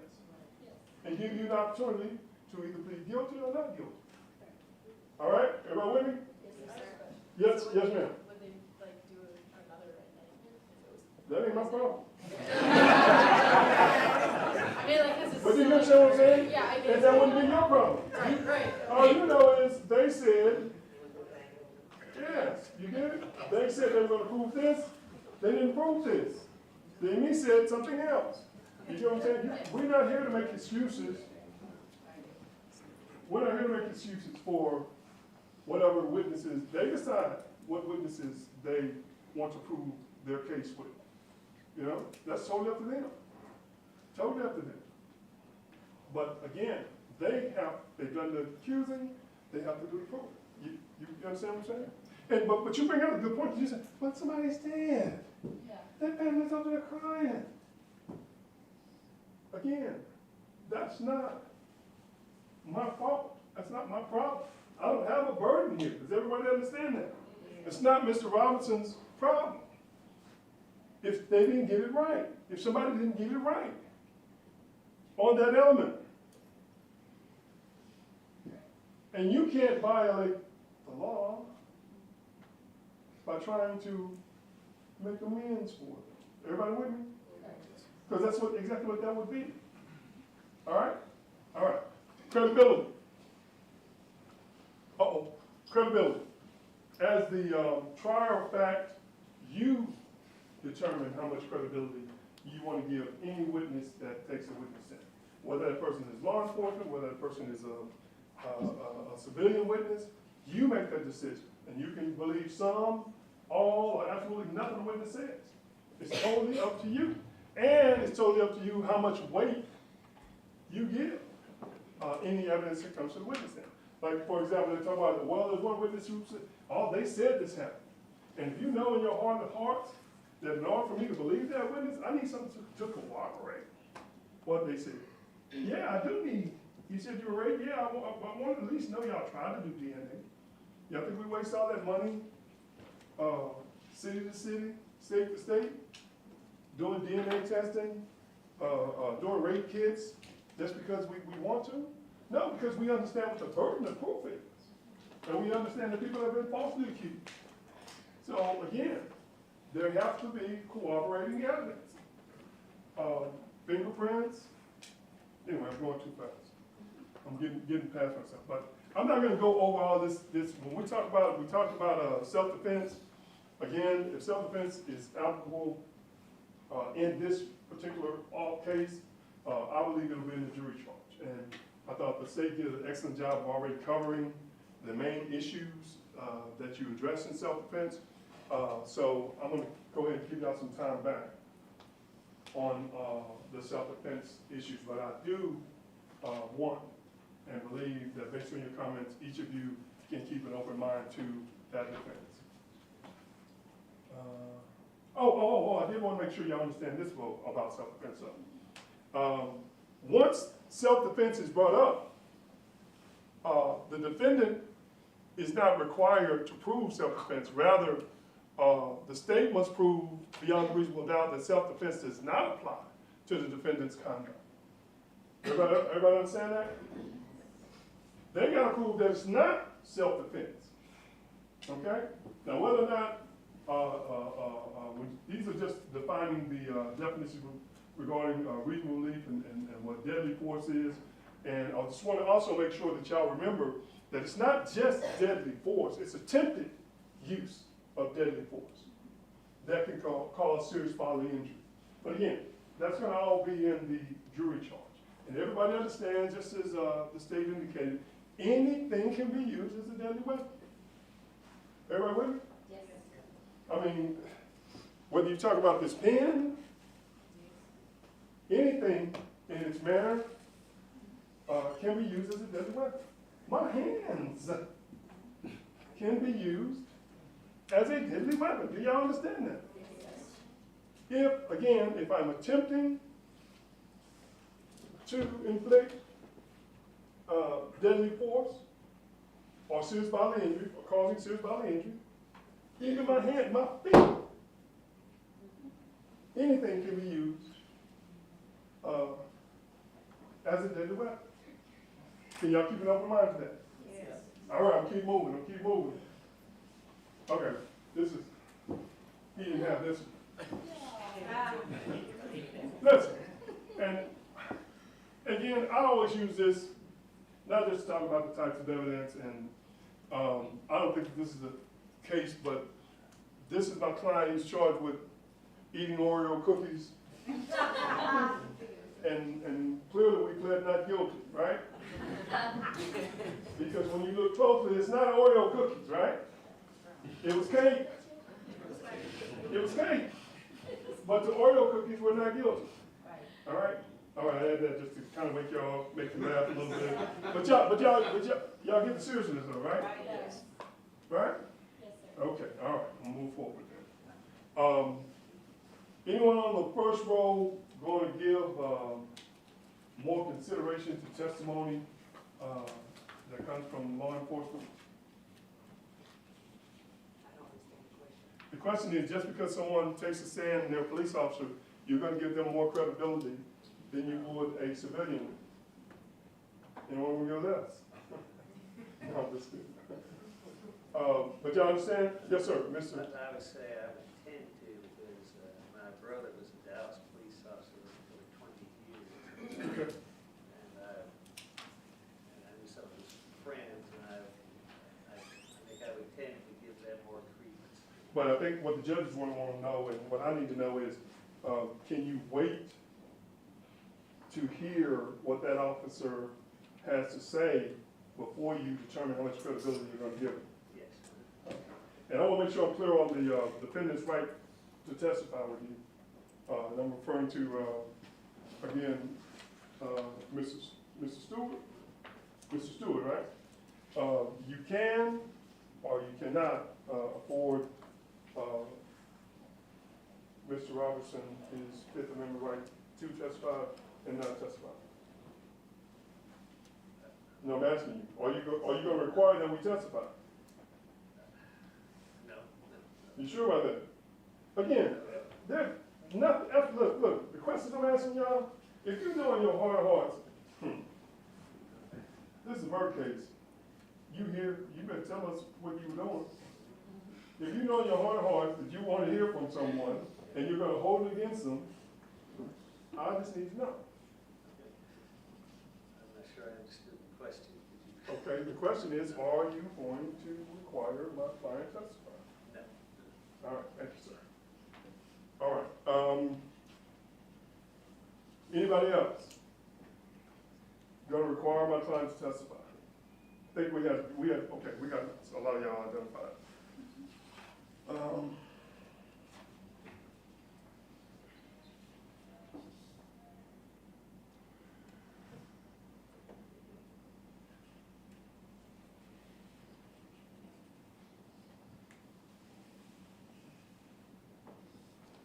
Okay. As Mr. Worley has said to you, this is not going to be like TV. I anticipate that both sides will be entertaining, but it's not going to be like TV. And I just add this slide mainly trying to do a better slide than me. Just based on that. All right. I do want to ask you guys, because again, I think the judge and the state have covered the large majority of the issues that I wanted to cover. I do want to ask y'all, like you indicated, Mr. Stewart, that you said your brother is a police officer or former? Former police officer. All right. And anything about that that would prevent you from being a fair and impartial juror? No. Okay. Anyone else have relationship with law enforcement? All right. I'm gonna start over here. And you are, go ahead and state your name. Mr. Burke. Mr. Burke. What relationship is that, sir? My father and sister. Your father? And sister. Okay. Anything about that prevent you from being fair and impartial? No. Okay, thank you, Mr. Burke. Anybody else? Let's see. Yes, sir. My brother. Brother? Wait, who said that? I'm sorry, Judge. That is number 43, Your Honor. Thank you. And where's your brother and officer there, sir? In Bedford. Bedford, okay. Anyone else on this row? Okay, I got you in the back, ma'am. Yeah, who? Yes, ma'am, yeah. Okay, and you gotta speak up, Miss Pam. Yeah, that's. La Femme? I've served the Bureau for 5 years. Okay, thank you. Anybody else? Okay, got you, Ramirez, Ms. Ramirez. my sister-in-law.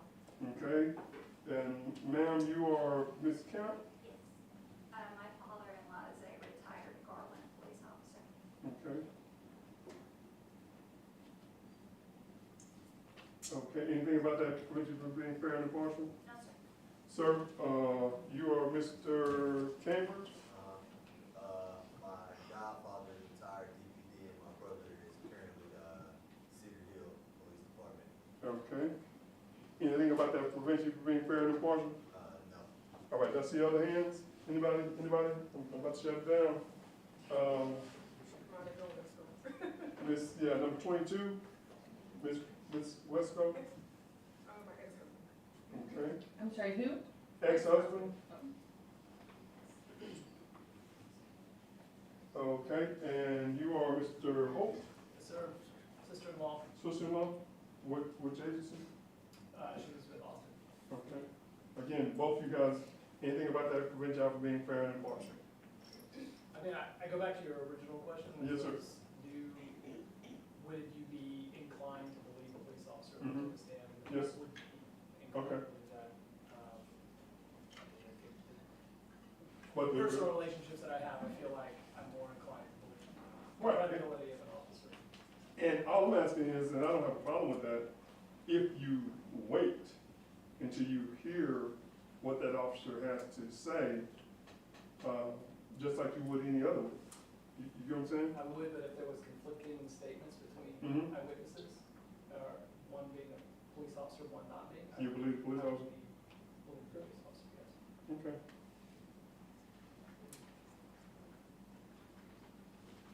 Anybody else? Anybody else feel like, Mr. Holt feels? Okay. Over here in the box, yes, sir. You are Mr. McCullough. McCullough, yes, sir. Yeah, I have a brother who was with the California State Police, Okay. but kind of a different, he was in dignitary protection services, so not a patrol officer, but he did spend a career doing that. It Yes, would sir. not affect anything about this. Thank you, sir. Anybody else? Anybody? Okay.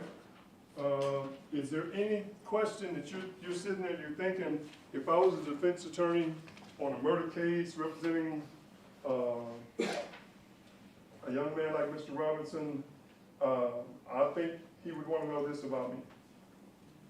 I know it's crazy, but I'm just saying, like the fact that his brother was a police officer. I mean, I want to know that, right? What? Anybody? Did we cover victims? Anyone on the first row? I know that the judge covered a lot of that, but I want to make sure that I'm clear on anyone been the victim of the victim of violence, yes. Anyone on the first row? We got you, man. Anybody else? Second row? Okay. Ms. Bond? Anything that will prevent you from being fair and impartial? I already told, him, it depends on the Okay. Anybody else? I think we got you too, ma'am. Ms. Grossman? Anybody else over here? Victims, this third row, victims? Back row, victims? Okay, and over here, I know Mr. Word covered it, but I'll just make sure. This short, fourth row, anybody? I stated it before. Yes, ma'am, I got you. Anybody in the back row? I know it's getting hot in here. Okay, and over here in the box, we got you. Anybody? Okay.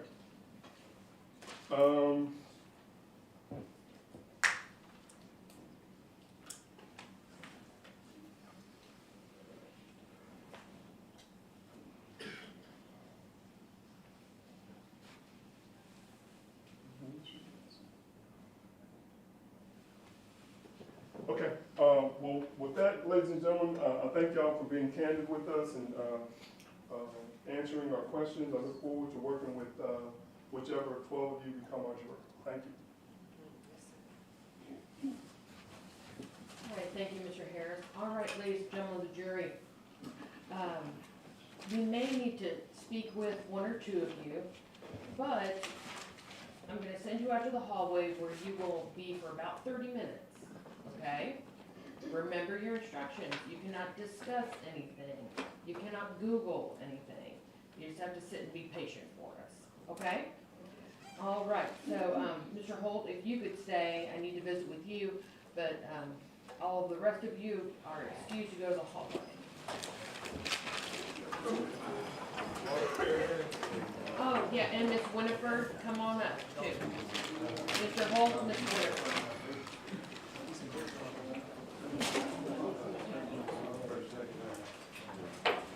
Keep forgetting Miss Winifred.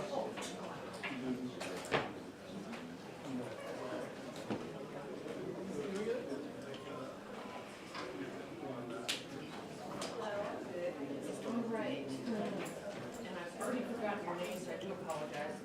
If you guys could, if you guys want to have a seat in the jury box, I'm going to talk to some of the potential jurors.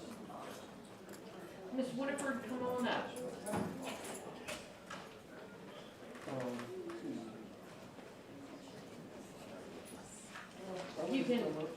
You can come around that way.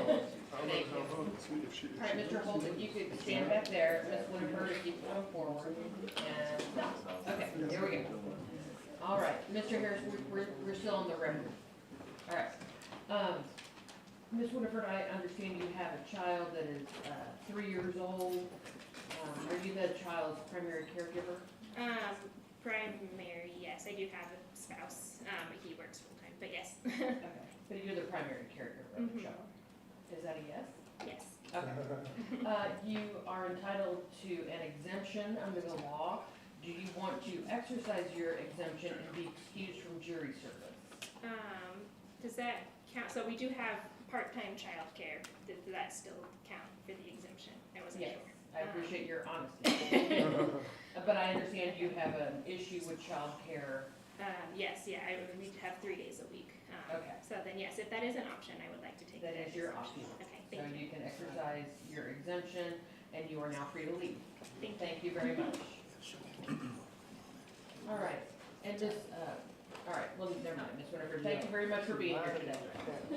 All right, and Mr. Holt? Yes, ma'am. Did you approach the bailiff at Yes, lunch? Okay.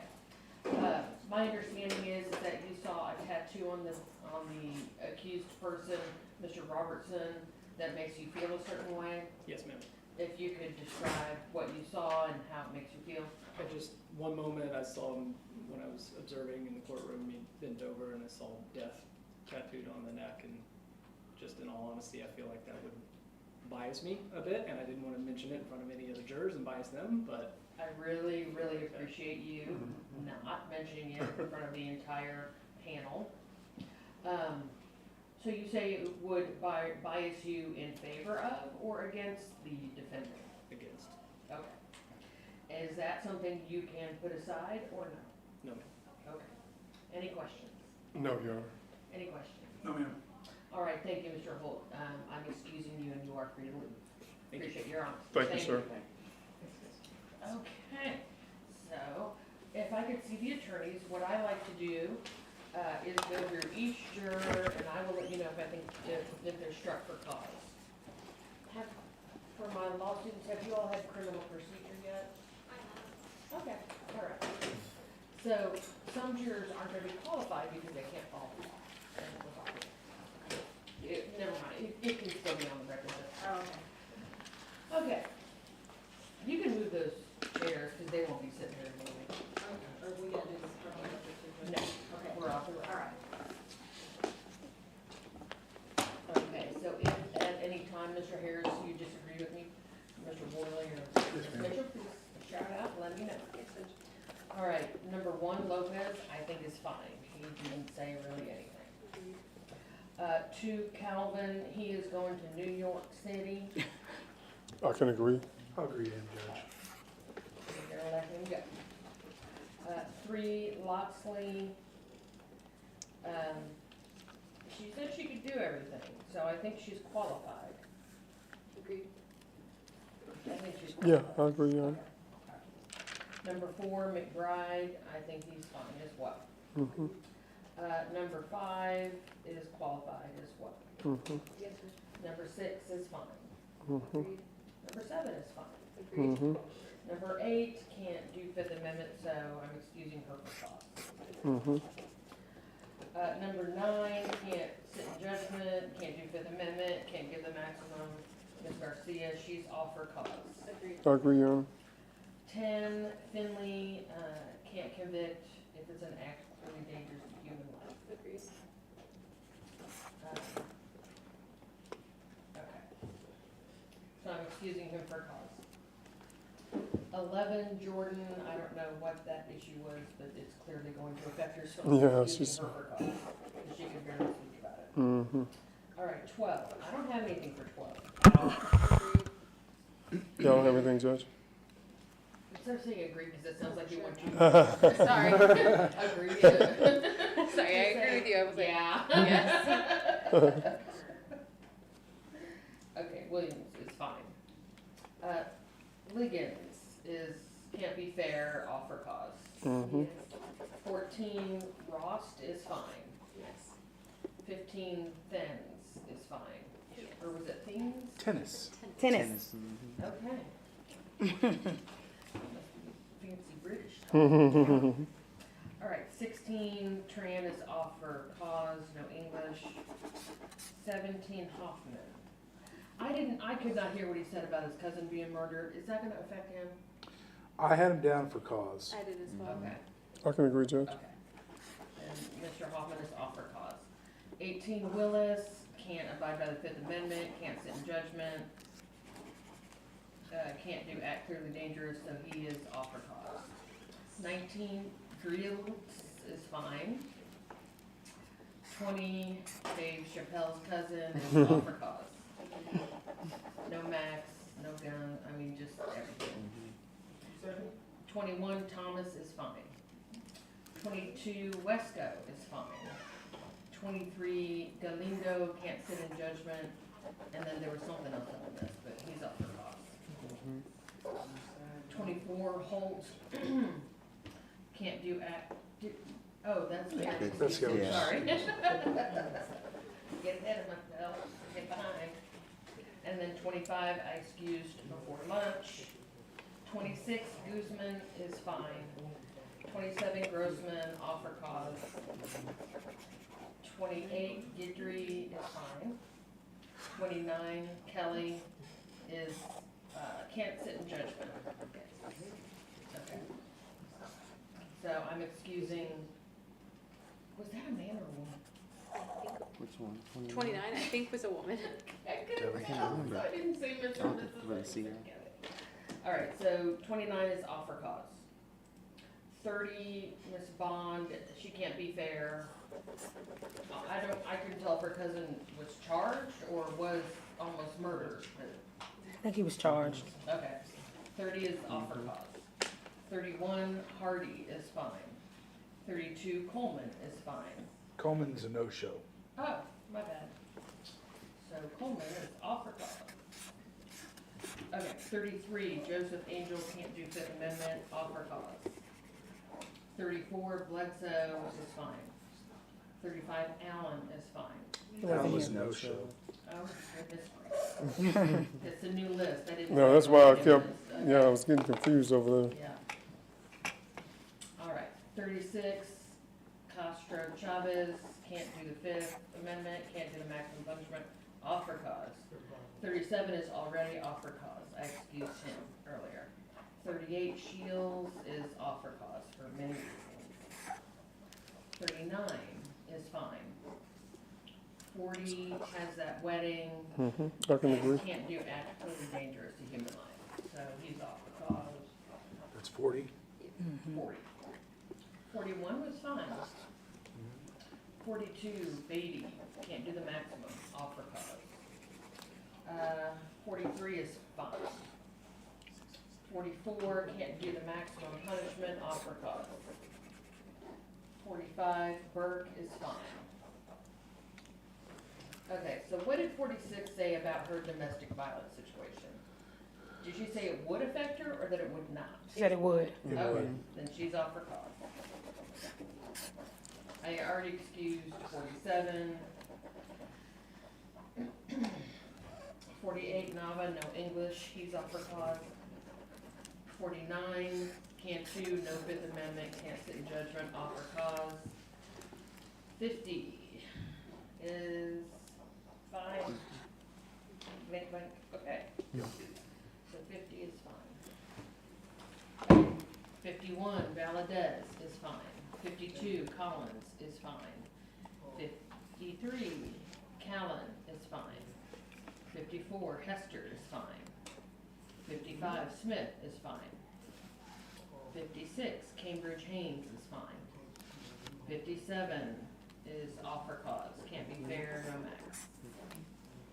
58, Camp is fine. 59, Gonzalez is fine. 60, Ramirez knows exactly what to say to get off the jury. 61, Merchant is fine. 62, Segev wants to go to Florida real bad. Let him go. For all the reasons he said. 60, it's like they all got together and figured that. Yeah. Right. 63, Garcia. Do y'all want to agree to her? I can agree, Your I Honor. agree with her, yes, ma'am. And she wanted to talk during the break. All right, so she's agreed to, 63. 64, Stolings is fine. 65, Lee Pham is off her cause.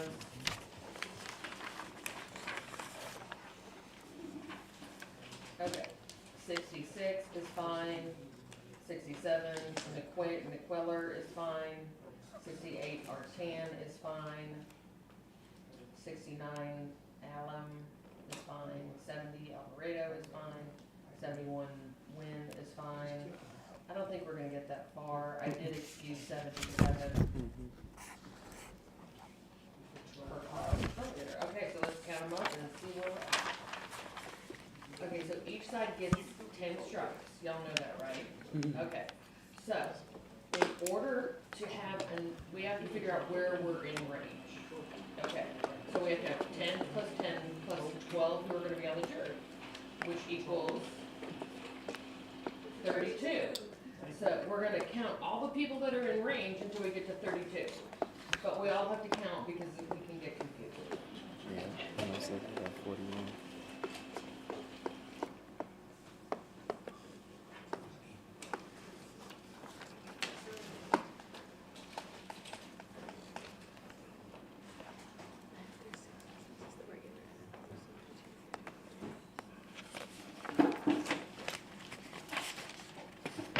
I get 67. I have to do 66. Yeah, 66. Same here. All right, now, 66. 66, okay, so that will be our range, and then, okay, then I also want an alternate, so between 67, 68, and 69, please add an additional strike to your list, because one of those three will be our alternate. So we're through 66 for the jury, and then out of the 67, 68, 69 will be our alternate. Unless there was somebody else y'all wanted to talk to, I'd even offer that. No, ma'am. Okay.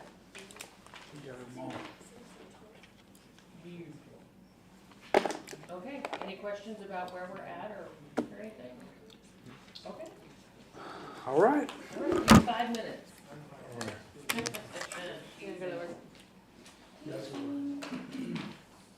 Okay, so now they will, those folks will either go back in the jury room or back in the, Yes, we can go to the- all right, that's fine, and they will decide who they want to strike. So, could you tell by their questioning what they were trying to get at? Okay. Great experience. Any questions about anything? We did that very fast. I was going through. Do they like consider like body language at all? Absolutely, you can, but it has to be, okay, so you can eliminate people, but it cannot be based on race or gender.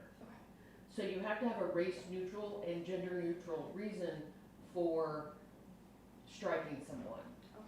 For example, if you're gonna strike people that had, if you strike a person who is African American for having brown hair and brown eyes, then you better have everyone that struck everyone else that had brown hair and brown eyes.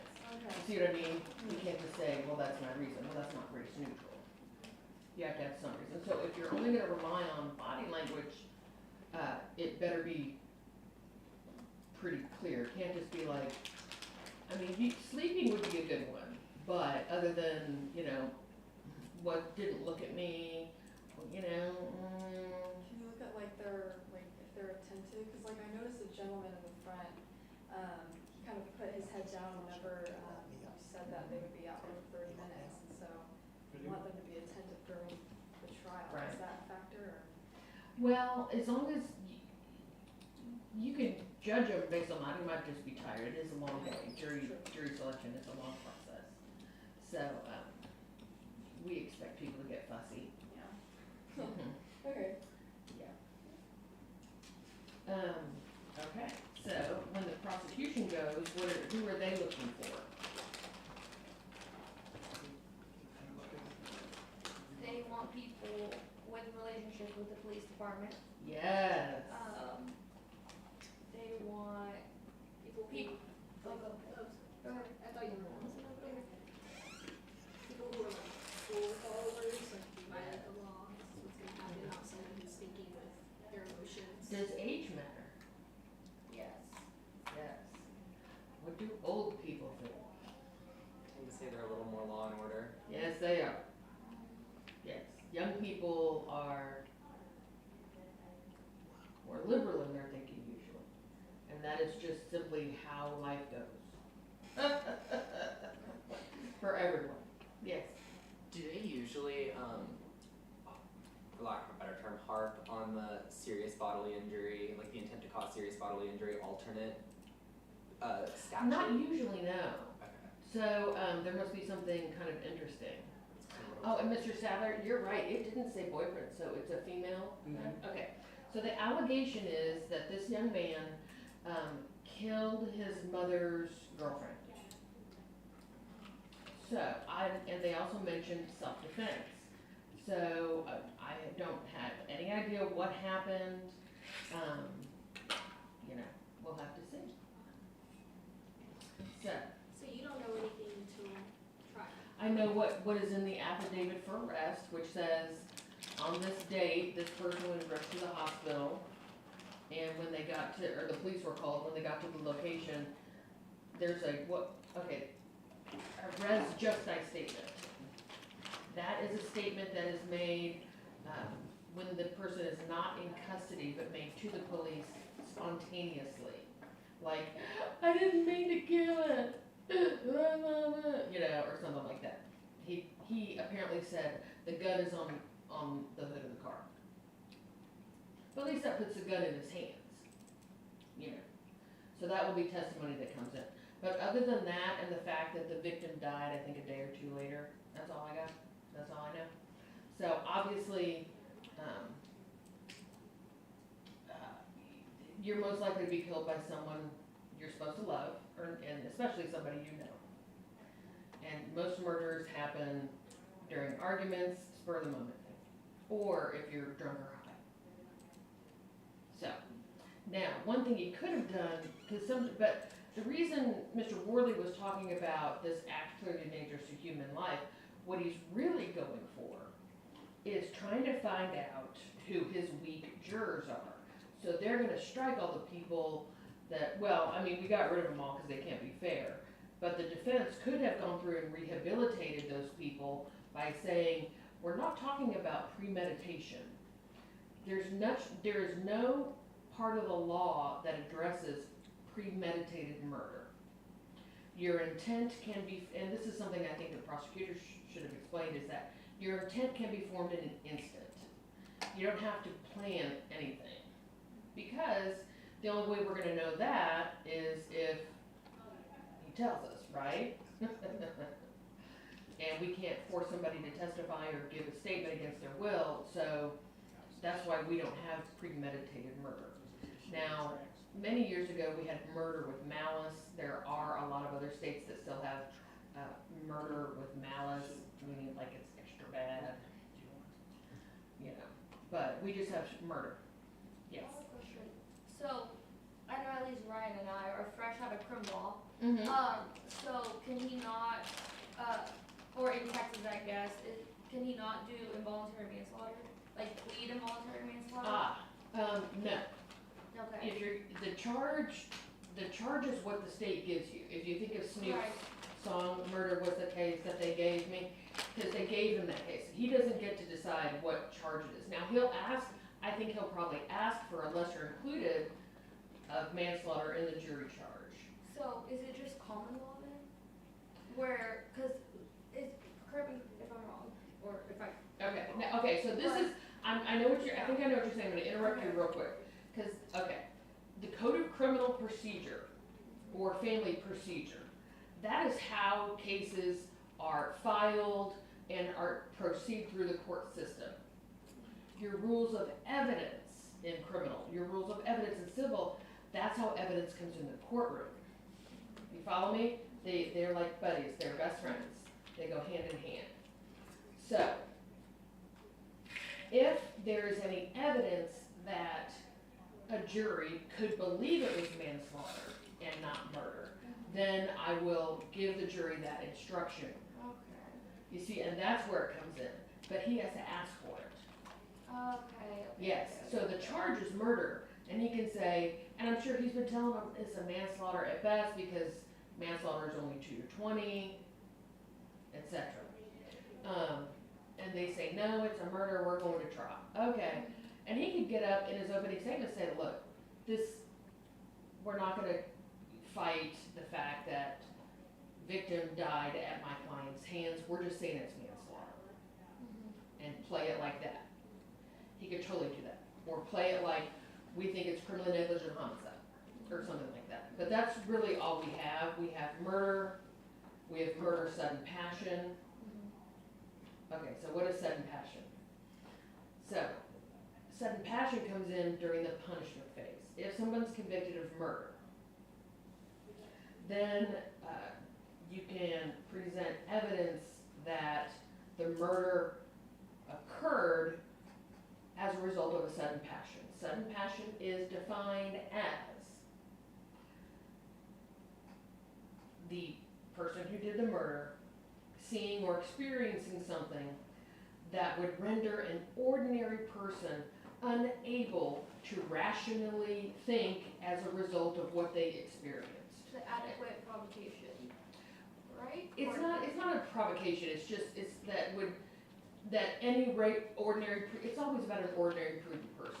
It would make an ordinary prudent person unable to think rationally about their conduct. So, if a jury comes back in punishment and says, yeah, somebody can come in, yes, it's sudden passion. See if you needed me yet. No. Yes, it's sudden passion, then it lowers the range of punishment to 2 to 20. Alright, now, but that's in punishment. So in a jury charge, we can have murder, like did he either intentionally knowingly shot her to kill her, or shot in her direction, engaged in an act clearly dangerous to human life, and then hit her. You know, I was aiming for her foot, but then it bounced off the pavement and hit her here and went through her brain. Oops. You know. So, and if you think that he did either of those two things, that is guilty of murder. But if you don't think he engaged in an act clearly dangerous to human life, or if you don't think he knowingly intentionally, then you're instructed to then consider manslaughter. But with self-defense, the jury charge gets even bigger because you have to do murder and then murder with self-defense as a justification for the homicide. And then if you don't think he did that, then you can consider manslaughter. Then we have manslaughter with self-defense. Yes. So it does go on. Yes. So for sudden passion, are juries charged, like, I know there's the guilt innocence charge and there's the punishment charge. And if somebody's trying to bring up sudden passion, are they charged all at once in the punishment phase with like, it's 5 to 99 for murder, but if you find sudden passion, you can only do 2 to 20? The instructions, yeah, yes, the verdict form is on the back that says it's 5 to 99. And then in the instructions it says, but first you need to answer this special issue. You know, if you find and believe that so-and-so was acting under the influence of a sudden passion, which is the kind of experience where someone can't be, that an ordinary prudent person can't be rational. Now, for self-defense, you know, you judge it from the defendant's point of view. Because remember, always in criminal law, the defendant gets the benefit of the doubt. So if there's ever any question about his experience, it comes, the jury is instructed, they have to look at it from his point of view. Now, one thing that I would have done as a defense attorney, thank you. Should I tell them to come on out to them? They're ready? Nah. Are they ready? Okay. For self-defense, it can be a real threat, or it doesn't have to be. It can be what's considered an apparent threat. Meaning, from my point of view, I walk out of the bar, this woman has been yelling at me and says she's gonna kick my ass. And then I see her going back like this, and it looks like she's pulling out something silver, and I think it's a gun, so I pull out my gun and shoot and kill her. It turns out it was her cell phone. A jury would then have to decide, was my acting in self-defense reasonable? Because it's what an ordinary prudent person would do in that same situation. It's not what this defendant did, but you look at it, you take the thought process of what would an ordinary prudent person do in that situation from that person's point of view. And I'd say, probably wait to see if it was a gun or not. You know, it's all about reasonableness. Not juries do what they do. Now, and you can see Heath is a really good, they're both excellent at what they do. He's very friendly and affable and because what you want to do as a lawyer is you want the jury to like you the best. And why is that? Because, and this is for if anybody wants to be a trial lawyer, if the jury likes you the best, they will trust you. And if they trust you, then they will do what they tell you. Then the jury will do what they tell you. But, and Jay did a really, and he's, you know, obviously very professional. He just has a different personality. But they're gonna come in here with some strong evidence, so then the jury will be with them. Did you not do, cause you said you didn't know really the backstory to what happened, so were there no like pretrial motions or like motions to suppress? There were, but those, the pretrial motion, I've only been in this court, since January of '23. The judge before me heard a motion to suppress on something and denied it, so, yeah. So you don't see any of that? I did not in this case, but in other cases I have, we've had hearings, etc.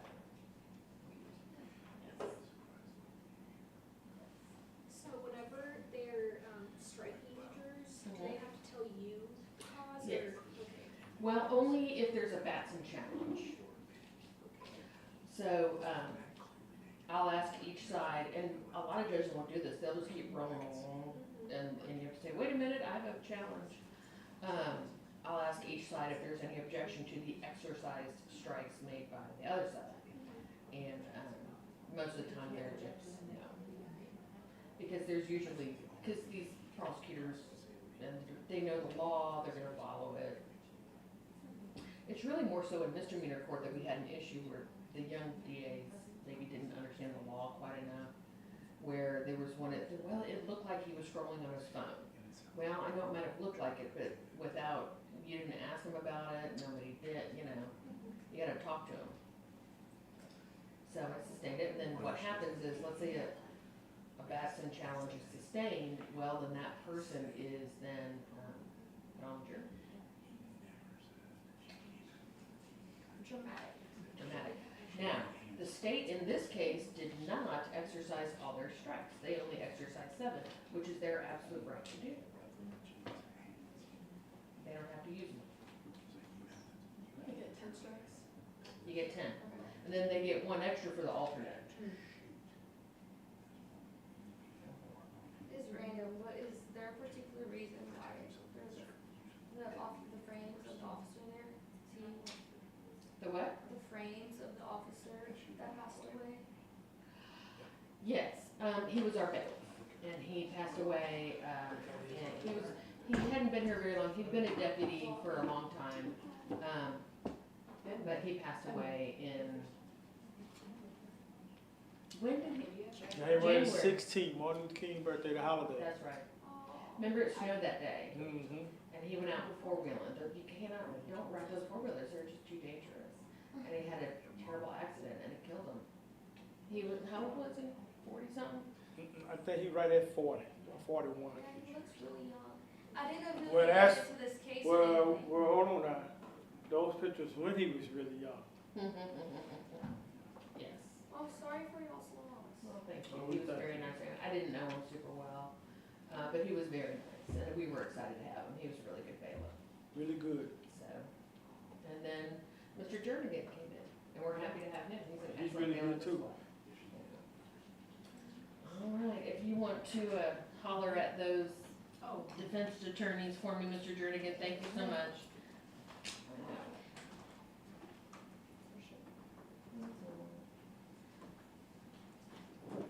I like this seat. Yeah, those are a lot more comfortable.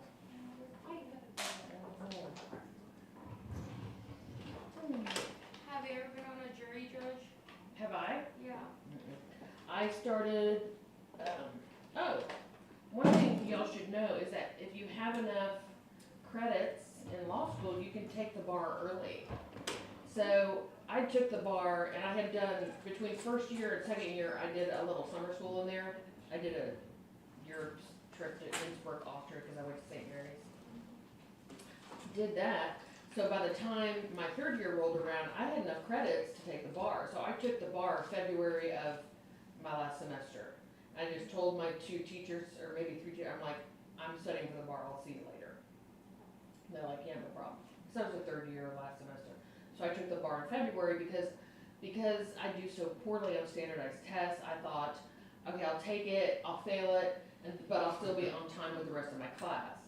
And I managed to pass by 12 points. That means you studied perfectly. Yeah. That means you studied the exact right amount. Exact right amount, yes. It's kind of my study. And back then we still had essay, which carried me over. So I actually got sworn in at my They don't do graduation. essays anymore? Hmm? They don't do essays? They do UPE now, then. Yeah, they do. It has essays. I know. So I got sworn in at my graduation. So I highly recommend taking the bar early, if you can.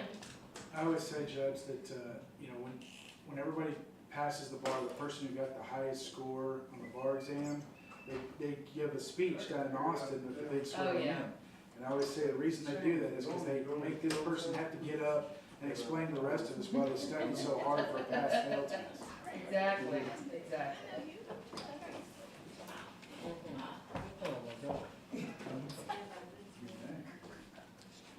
But definitely take the bar reading. It's all about practice tests, practices. And you'll take the first one and you'll cry because you only get like 20% right. It's okay, just keep practicing. And you think I'm making that up, I am not. It's okay. You will pass, thank you. All right. 61. Maybe. I'm saying maybe.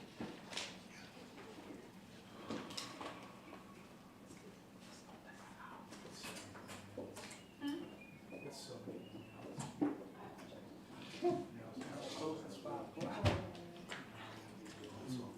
I know it's short and I'm used to being on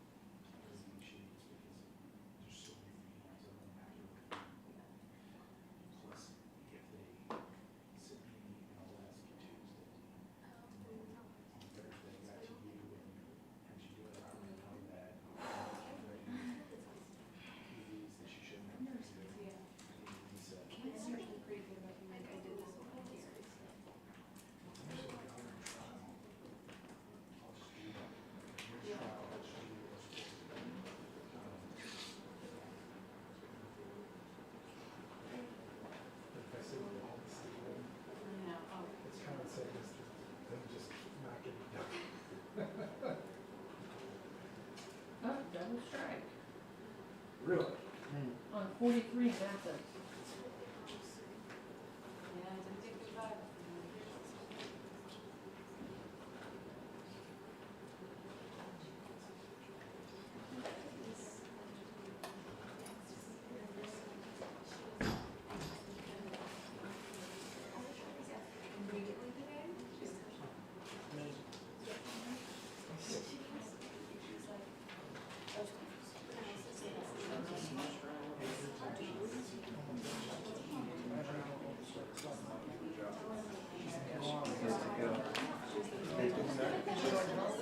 No, not all, I just need to get about 50%. I don't still got 2 dots. Yeah, that's all I just need you to give a little bit of life. Does an Android or? iPhone, but it's all good, man. I got it where it needs to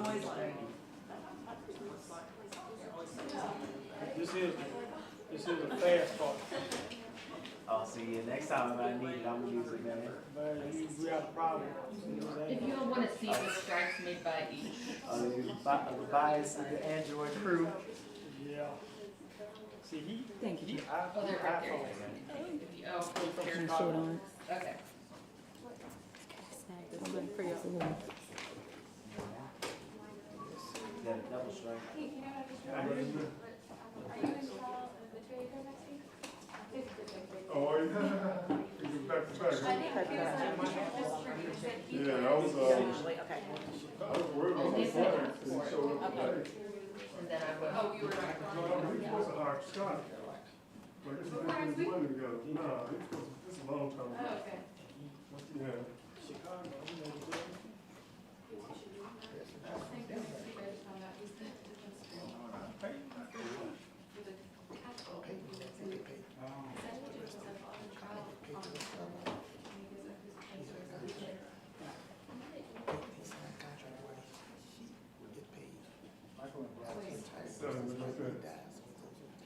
Did you need 5 or?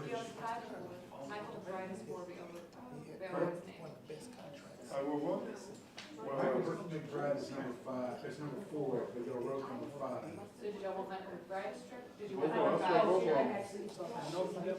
Yeah, they struck both of them. 4, 5, and 6. Oh, yeah, okay. Oh, okay. Yeah, they just added them at the bottom. You like, Caitlin, you like Caitlin, what was the basketball girl name? Caitlin. Kevin Clark, the WNBA star. Caitlin Clark, I said she like Caitlin Clark, that's why she struck number 7. When she got shorted up by. Yeah, she didn't call it, you know, I went to school with her mom at Tech. Oh, wow. Yeah. Caitlin Clark's mom? No. They were playing Chicago, whatever it is. Yeah. And, you know, Caitlin talked about knowing, I guess, Sakina got mad and, you know. Oh, and checked her. Yeah, checked her, yeah, that was totally Welcome to the necessary. WNBA. Yeah, I know, but, yeah. But, no, man, I've seen people fight for less than that. Whatever, I've seen people fight for less than that. But, the one thing I heard one person, talk about, is why aren't her teammates coming to her defense? Because you ain't supposed to be, you know, she's a star. You can't check no star and somebody else don't come to her. I'm just saying. Oh, nobody can help you? I'm just saying that. No, come to your bench meeting. She hasn't established herself yet. I I was know, about to but say, you- she probably still getting into it with them in the locker room. They're giving her the side eye right now to see what kind of attitude she's bringing. Well, There's gonna be some problems when I get back to them. yeah, you know, Okay. It's what it is. no. Alrighty, if you guys can take a look Oh, we got switch sides, guys. Yep. and let me know. Did y'all need some help? I'm happy to help you out. Yes, sir, yes, sir, yes, sir.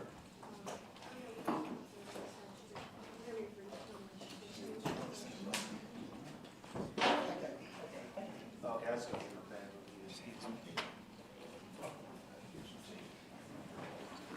Okay, so here's the thought process. You guys want your phone? The overall stereotype is that men are harsher on punishment. Women are softer. But women are tougher on women. like in a sex assault case. You wanna stay on this side? Everyone hates child abuse. You wanna stay on this side or you wanna Women are tougher on women on a sexual assault. Yes. When They they're will more judge women independent. more harshly, even in 2020. Yeah, why'd you put yourself in that situation? I would never do it. Oh my God. Yeah. Yep. Unless you're like, Panama 77, you wrong doing, you wrong doing. Okay.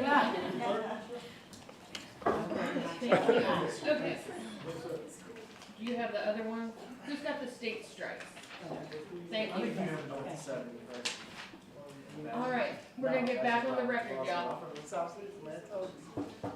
to figure out what it was. Yeah, so you guys wanna come and sit here? No, I don't think. All right, Mr. Mendoza, Mr. Sadler, okay, we're gonna get back on the record, that's all right. Sorry, Joe. That's all right.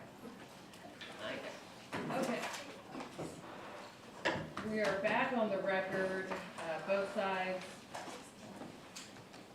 met with the court and all of the challenges for cause, and there were agreements for those particular jurors. Does either side want those on the record? No, no. All right. Does the state have any objection to the exercise strikes made by the defense? No, Your Honor. Does the defense have any objection to the exercise strikes made by the state? No, Your Honor. All right, then, the makeup of the jury I have will be juror 1 will be Lopez, number 1. Juror 2 will be Lockley, who is 3. Juror 3 will be Williams Walker, who was veneer 12. Juror 4 will be Rost, 14. Juror 5 will be 22, Wesco. If I skip somebody, please let me know. Juror 6 will be Guzman, who was 26. Juror 7 will be Guidry, who was number 28. Juror 8 will be Hardy, 31. Juror 9 will be DeGelia, who was 39. Juror 10 will be Locke, who was 41. Juror 11 will be Collins, 52. Juror 12 will be Callan, who has a beautiful first name, 53. And then the alternate will be R10, who is 68. Okay. Any objection to the jury? No, Your Honor. None from the defense, Judge. All right, then we're ready to bring them back in. Yes, ma'am. Yes, ma'am. Thank you, sir. Okay. Copy that. I know, we do that fast. Go through that list. Before we leave, can we take a picture with you? Sure. So we send it to Justice Goldstein too. We can send the Court of Appeals interns to Justice Goldstein. It's like, your email worked or your text message worked. Absolutely. I know. That's one thing people don't realize is how much we all hang out together because we're all politicians and we go through stuff. So if you want to get in good with the judiciary, go to all the Democratic events because we're all Democrats. Dallas County or Dallas Democrats.org. Justice Mulder was filming a TikTok for Bar None, and he said, "I'm a Dallas County judge. Of course I'm a Democrat." I actually at his office when I was doing criminal defense work. Oh. But he was already on the bench by then, but I was with Roger, his partner. Way back in the day. Now, way back in the day. Back in the 60s, 50s, 60s, and 70s. Everybody would smoke in the courtroom. Witnesses, jurors.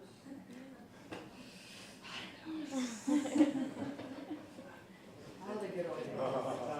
Talking about Shirley. Oh, yeah, well, I'm ready. Come on in, you can sit wherever you like. Just really quick, those guys, God.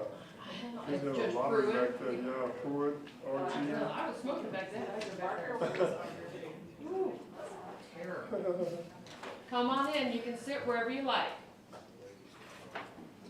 Don't sit on the end, scooch on in, scooch and make room for everybody, come on. Come on in, you can sit wherever you like. Some of you younger men may want to stand, make room for the ladies and our older gentlemen. Come on in. Come on, don't be shy. You can sit wherever you like.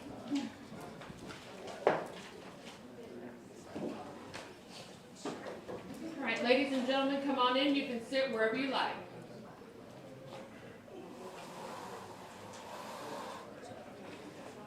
Ladies and gentlemen, come on in. You can sit wherever you like. Just move to the middle. Do not sit on the end, because then no one else will want to bother you and sit. Come on in. Sit down. Don't be shy. Y'all are going to be shoulder to shoulder. Come on in and have a seat. It's not, it's like grade school. Nobody wants to touch anybody. Come on in.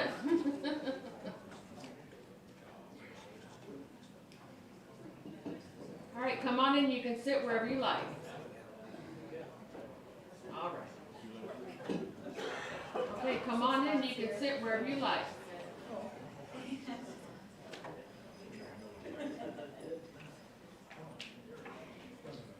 We have plenty of seating available. Well, mostly.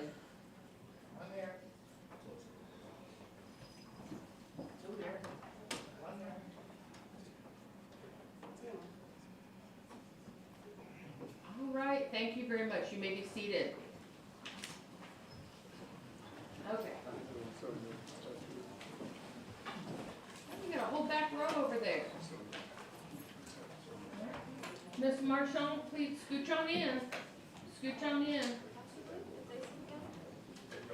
Everybody scooch. All right, some of you will be standing because obviously we have the jury box empty for the jury. Uh-oh. Did I run out of paper? I did. I was talking to my intern. Okay. So, we have the names of the 12 of you who have been selected to be on the jury, and the one name of the alternate. Before I start calling names, though, on behalf of all 30 criminal judges that we have in this building, thank you so much for being here today. You can now see why we need so many of you to get one jury selected in a case. If you need an excuse for work, or if you still want to get the $1 off for your parking, after I excuse the rest of you, you can go back downstairs to the central jury room and get your excuse there, okay? But thank you so much for being here today. All right, juror number 1 will be Juan Lopez. Come on up. Juror 2 will be Cassandra Lockley. Miss Lockley, come on up. Juror 3 will be Barbara Williams Walker. Come on up. Juror 4 will be Timothy Rost.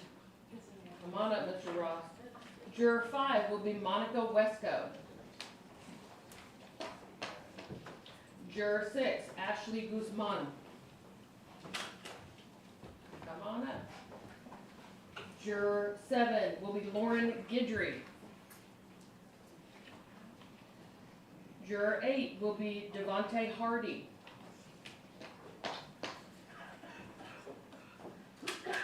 Juror 9 will be Catherine, is it DeGelia or DeGelia?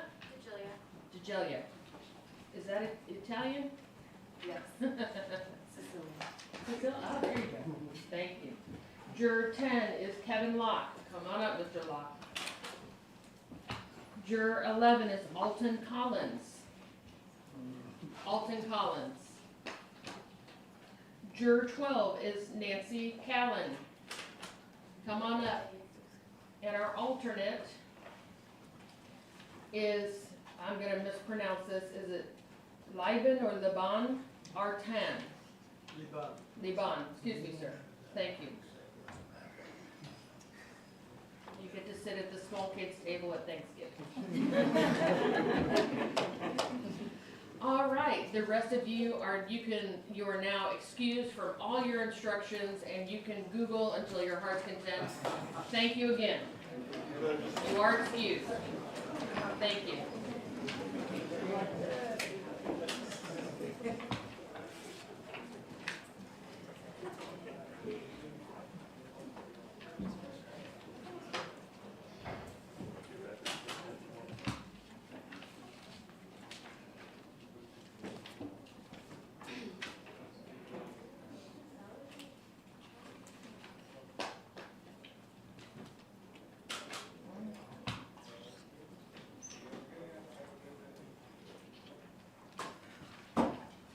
you wanna start passing these out, I'll finish up the rest. That's good. All right, so if all my interns can now, you guys can go sit in the front row instead of being on display like your Christmas ornaments.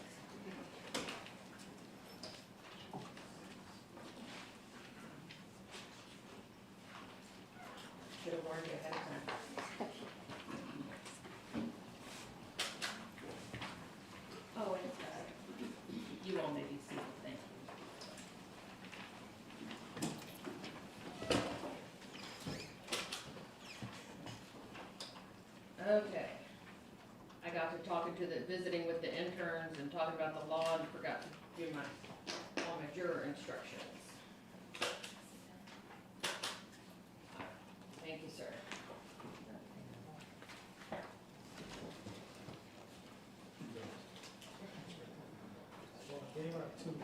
Mr. Harris, do you want a copy of the instructions? I know you've seen it for several times. No, ma'am.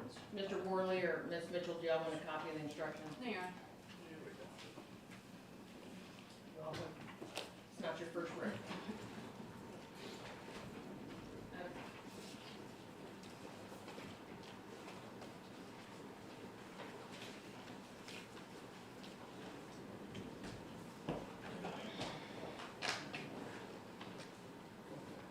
I didn't tell it to do 13 again. Oh.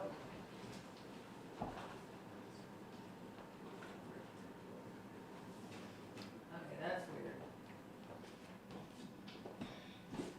All right, because, like I said earlier, grown folks don't know how to behave, so we're gonna go over all these together.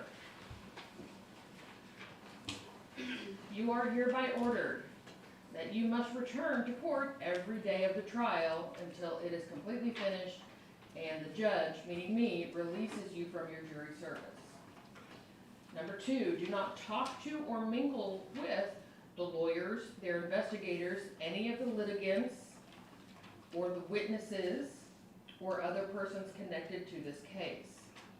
3, do not discuss the testimony with anyone, not your spouse or significant other, or any family members or friends, until the judge discharges you from your jury service and the trial is over.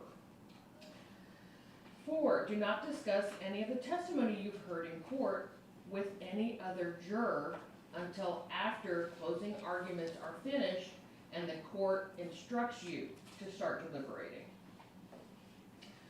Do not conduct any independent research or investigate any of the lawyers, litigants, witnesses, or evidence that you've heard about this case, either in person, online, or through another person. So no Googling.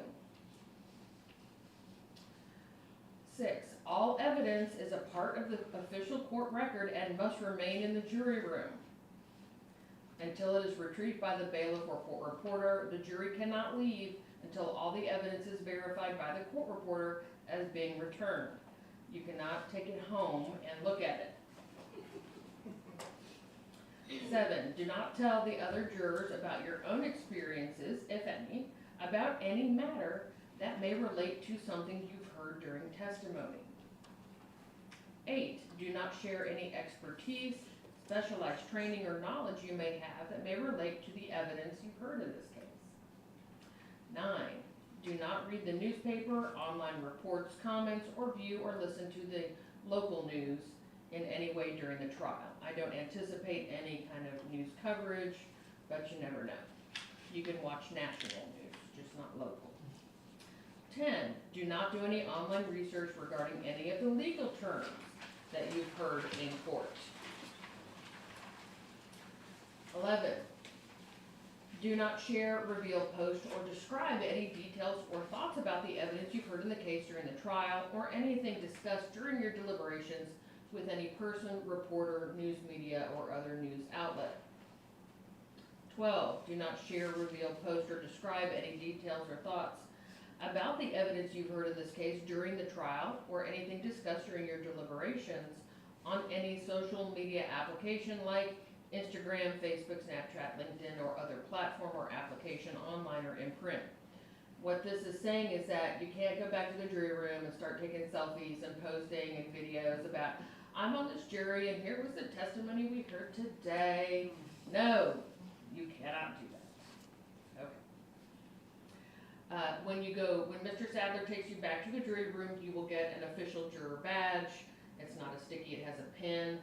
Please, number 13 is, wear your juror badge where everyone can see it from the time you enter the building until you leave. 14, if someone approaches you in person or contacts you in any way to discuss the trial of the case or asks you to violate any of these rules, alert the bailiffs or the judge immediately. 15, if you have heard or read anything about this case, online or in the news media, or come to that realization during the trial, you are hereby instructed to disregard any such information. 16, you are instructed that you cannot watch the local news or read any local news reports from any sources. 17, if you have an emergency that is preventing you from coming to court, you must call the judge. That is my personal cell phone number. You must call me if, God forbid, you have a flat tire, come down with a fever, or something like that. But I don't know what's happening until you call me. Okay? Now, unfortunately, I have to put at the bottom, of course, that any violation of these rules can result in you being held in contempt of court, which has a penalty range of up to 6 months in the Dallas County Jail and a fine of no more than $500. Now, let's talk about scheduling. So, I will order you to, and I am ordering you to be back at 9:30 tomorrow morning. We will be here earlier, and I'll be taking care of other docketing issues with other cases, etc. But we try to get all that taken care of before we begin the trial so that things will go more smoothly.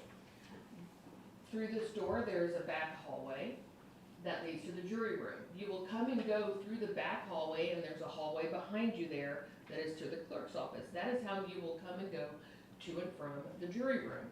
Do not come in the courtroom, because if we're taking care of stuff that it doesn't have anything to do with the case and you think it might, well then that's a complete misunderstanding. So, can't come in the courtroom while you're on the jury. We will usually go till about 5 p.m. daily. We may go till 5:30 if there's a witness that we're trying to get finished with so they don't have to come back. Other than that, that will be our daily schedule. Any questions? Yeah? Start is at 9:30. Yes, I need you back, I need you in the jury room at 9:30. Please keep in mind, there's usually on Mondays, Tuesdays, and Wednesdays, there's usually a long line to get into the building.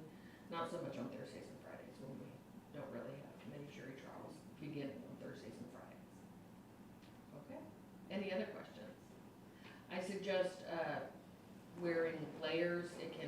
It's cold in the morning, and you guys are under a vent in that back row, and then it gets really hot in the afternoon. I have very limited control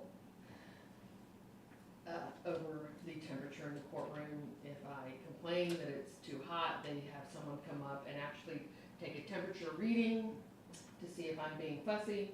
And if they think it's too hot, then they will turn it to the 70 or 60, 70 degrees that they think is appropriate.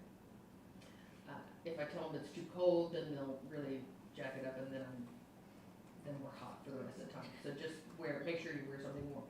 You can suck on mints during testimony. You can have water in the courtroom.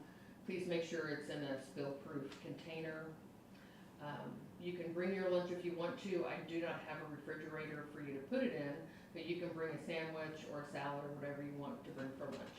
And we usually break around 12:30. If I go longer in the morning, it makes the afternoon just a little bit shorter, and we usually break for an hour like we did today. Okay? All right. Any questions? All right, then I will see you all here at 9:30 tomorrow morning. All rise. We are at recess.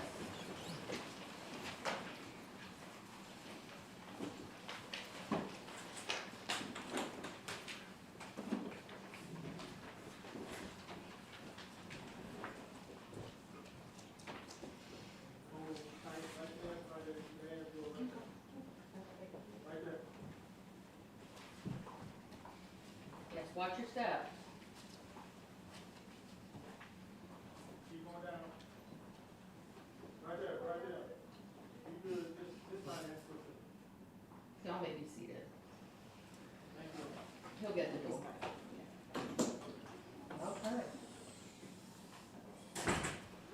Are there any hearings we need to take up in the morning? Any evidentiary hearings or anything like that? Not from the state, I believe. Okay. No, yeah, I'm satisfied I received all discovery, Okay. Well, let's shoot for 9:15 so we can get started at 9:30 tomorrow. yes, ma'am. Yes, Judge. Thank you very much, everybody. Thank you, Judge. Thank you, Judge. Well, we are at recess.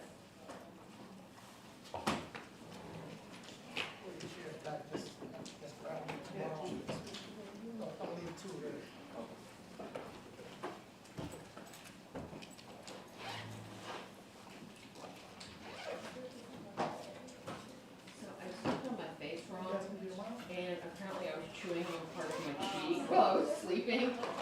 I don't know. So I got a problem sore.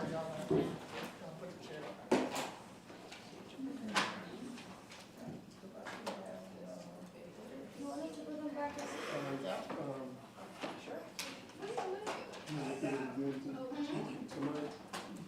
You guys can come up and get a picture if you want to. We're sneaking up on you. That's fine. Hey, what is this? No, not yet, I'm gonna go finalize it. Okay. But I can go, come over right now, if you think like I'll 2 minutes. be back down. Judge, you gonna come down or you gonna stay up there? Okay. Oh, okay, yeah, whenever you get back, I'll have it ready. Thank you. I still have to decide for sure, and I'll tell you, when I show you the list, there's a couple that I'm not sure yet. That's cool.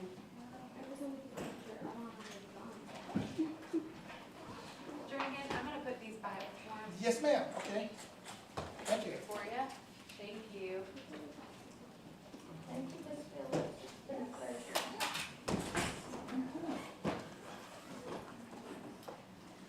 I'm so much taller up there. Okay, so let's put me in the middle. Okay. Let me move a couple of these. Come on up.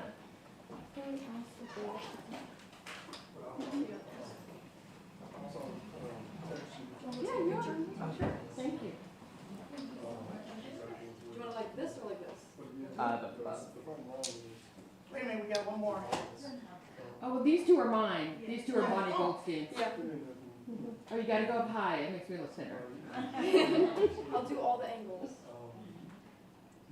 You'll have a chance to see.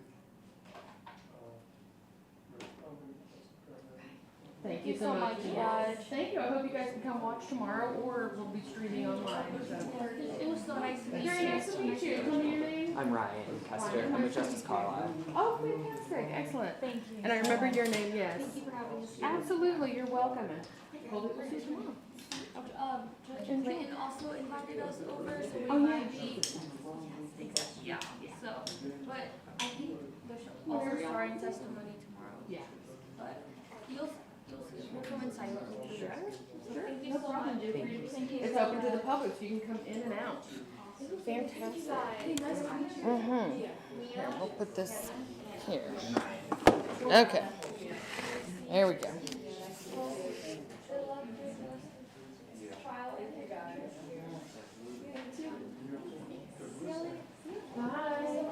Drive safe. Thank you. Here, I'm going to show you guys my, thank you, my, chambers. Do you want me to put We'll take it. I'll take it as a compliment.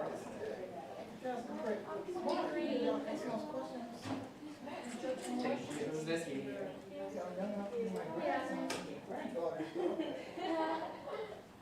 You too now, see you tomorrow if you come. Okay. Will you be here tomorrow too? I will not be in your court tomorrow. I will be back in CCC 10 with Arteezy. Okay. I know when that juror said she was Sicilian, Arteezy's always letting us know he's Sicilian. Oh. Made me think of him.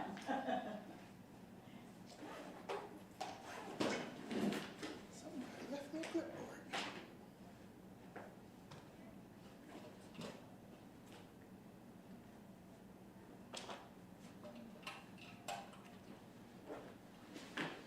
I wanted to get to the post office. I don't think I'll make it today. They close at 4:30, don't they? 5 in DeSoto. Oh, well. But I can wait. Well, I won't get up tomorrow till. I know. So I'm gonna have to try and get out of here now here. Get over there. What the traffic? I live in Midlothian, I live your way too. Oh, you live out that way? I live that way, yeah. Okay.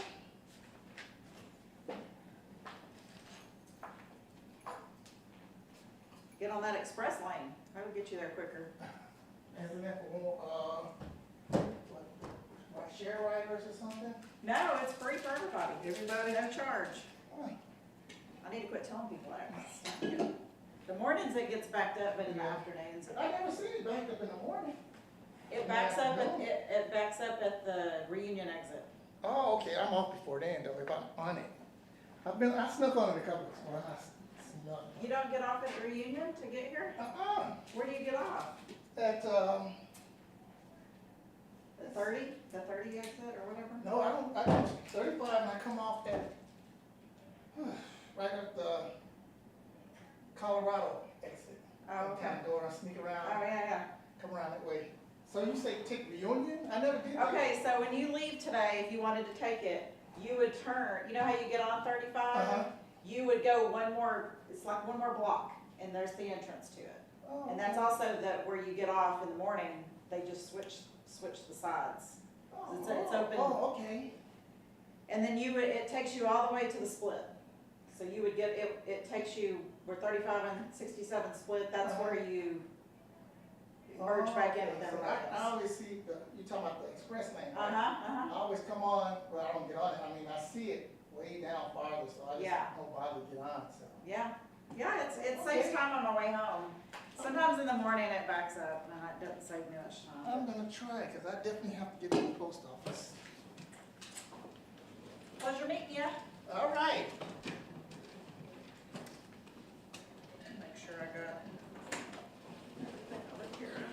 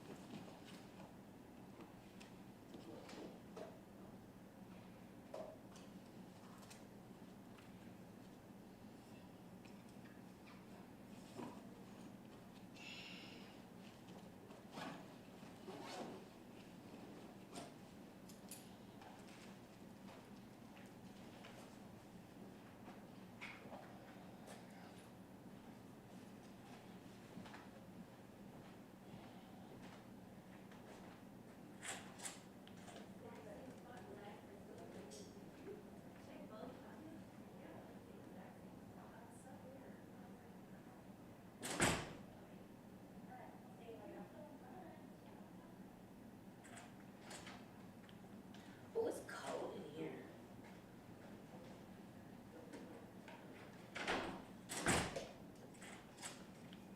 It's cold in here. Yeah. After all the bodies left, right? Yes. I'm out of here. I gotta get to the post office. Okay. Well, fine. Well, fine, Dirty. You working tomorrow? Yeah, I'll be here. It was just today. I couldn't do Fort Dyer. Why? I didn't want to. Why? Because you can't. I can't. I can't hear ya. I'm tired. I don't. If somebody wants to come take a Fort Dyer for me, guess what? They can come. Yeah. It's just so irritating to me. Because they don't talk loud enough? They don't talk loud enough. She was telling me, I can't hear you. Yeah, they are. It's just, if it's one less problem that I can have, guess what? I'm all for it. Well. For it. But yes, I'm here tomorrow. I was here all day. I just didn't. Just caught up on your stuff. I'm getting caught up, exactly. Okay, well, Have a good one. I'll see you tomorrow. See you mañana. I saw the Facebook picture. And it looks good. Oh yeah, we're growing for sure. Okay, put this up.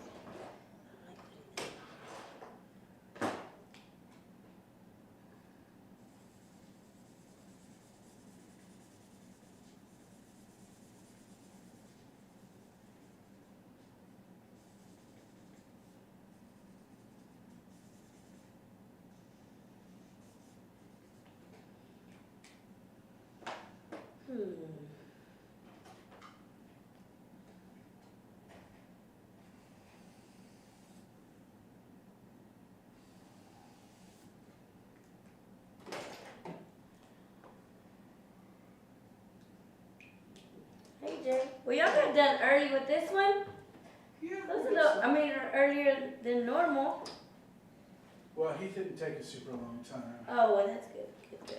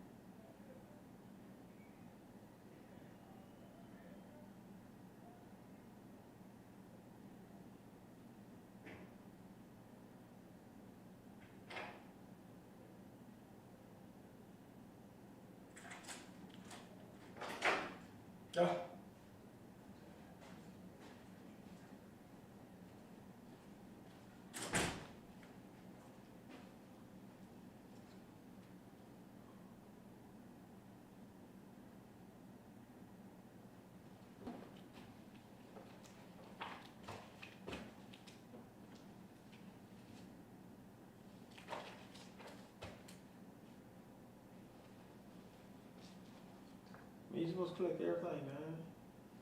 Some people don't take nothing home.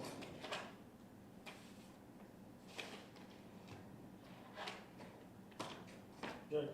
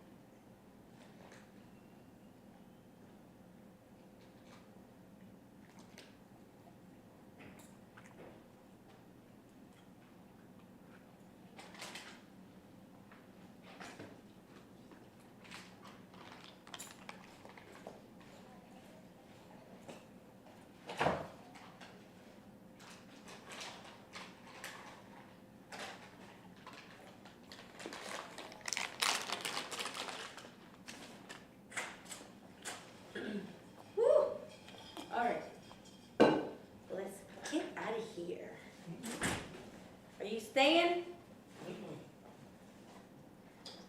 I gotta go to Central Intake. I was about to say, I know you're trying to go to work. How many people he had with him today? He had his intern, and he had his assistant. I was like, had people with him, huh? Busy, busy.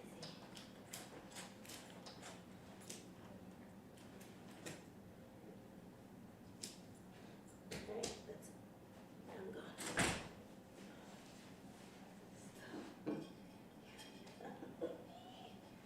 It's too much.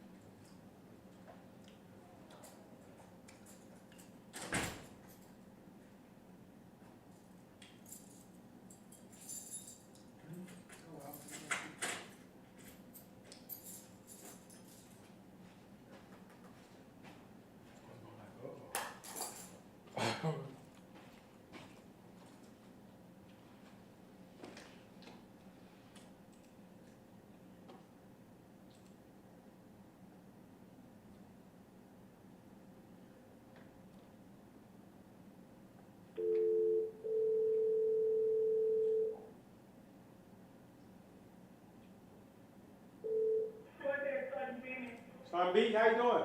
I'm right in them. I'm blessed. CDC 6, Deputy Salad, listen, we cleared, but our guy, he's on bond now, but still, you know, we called y'all to clear.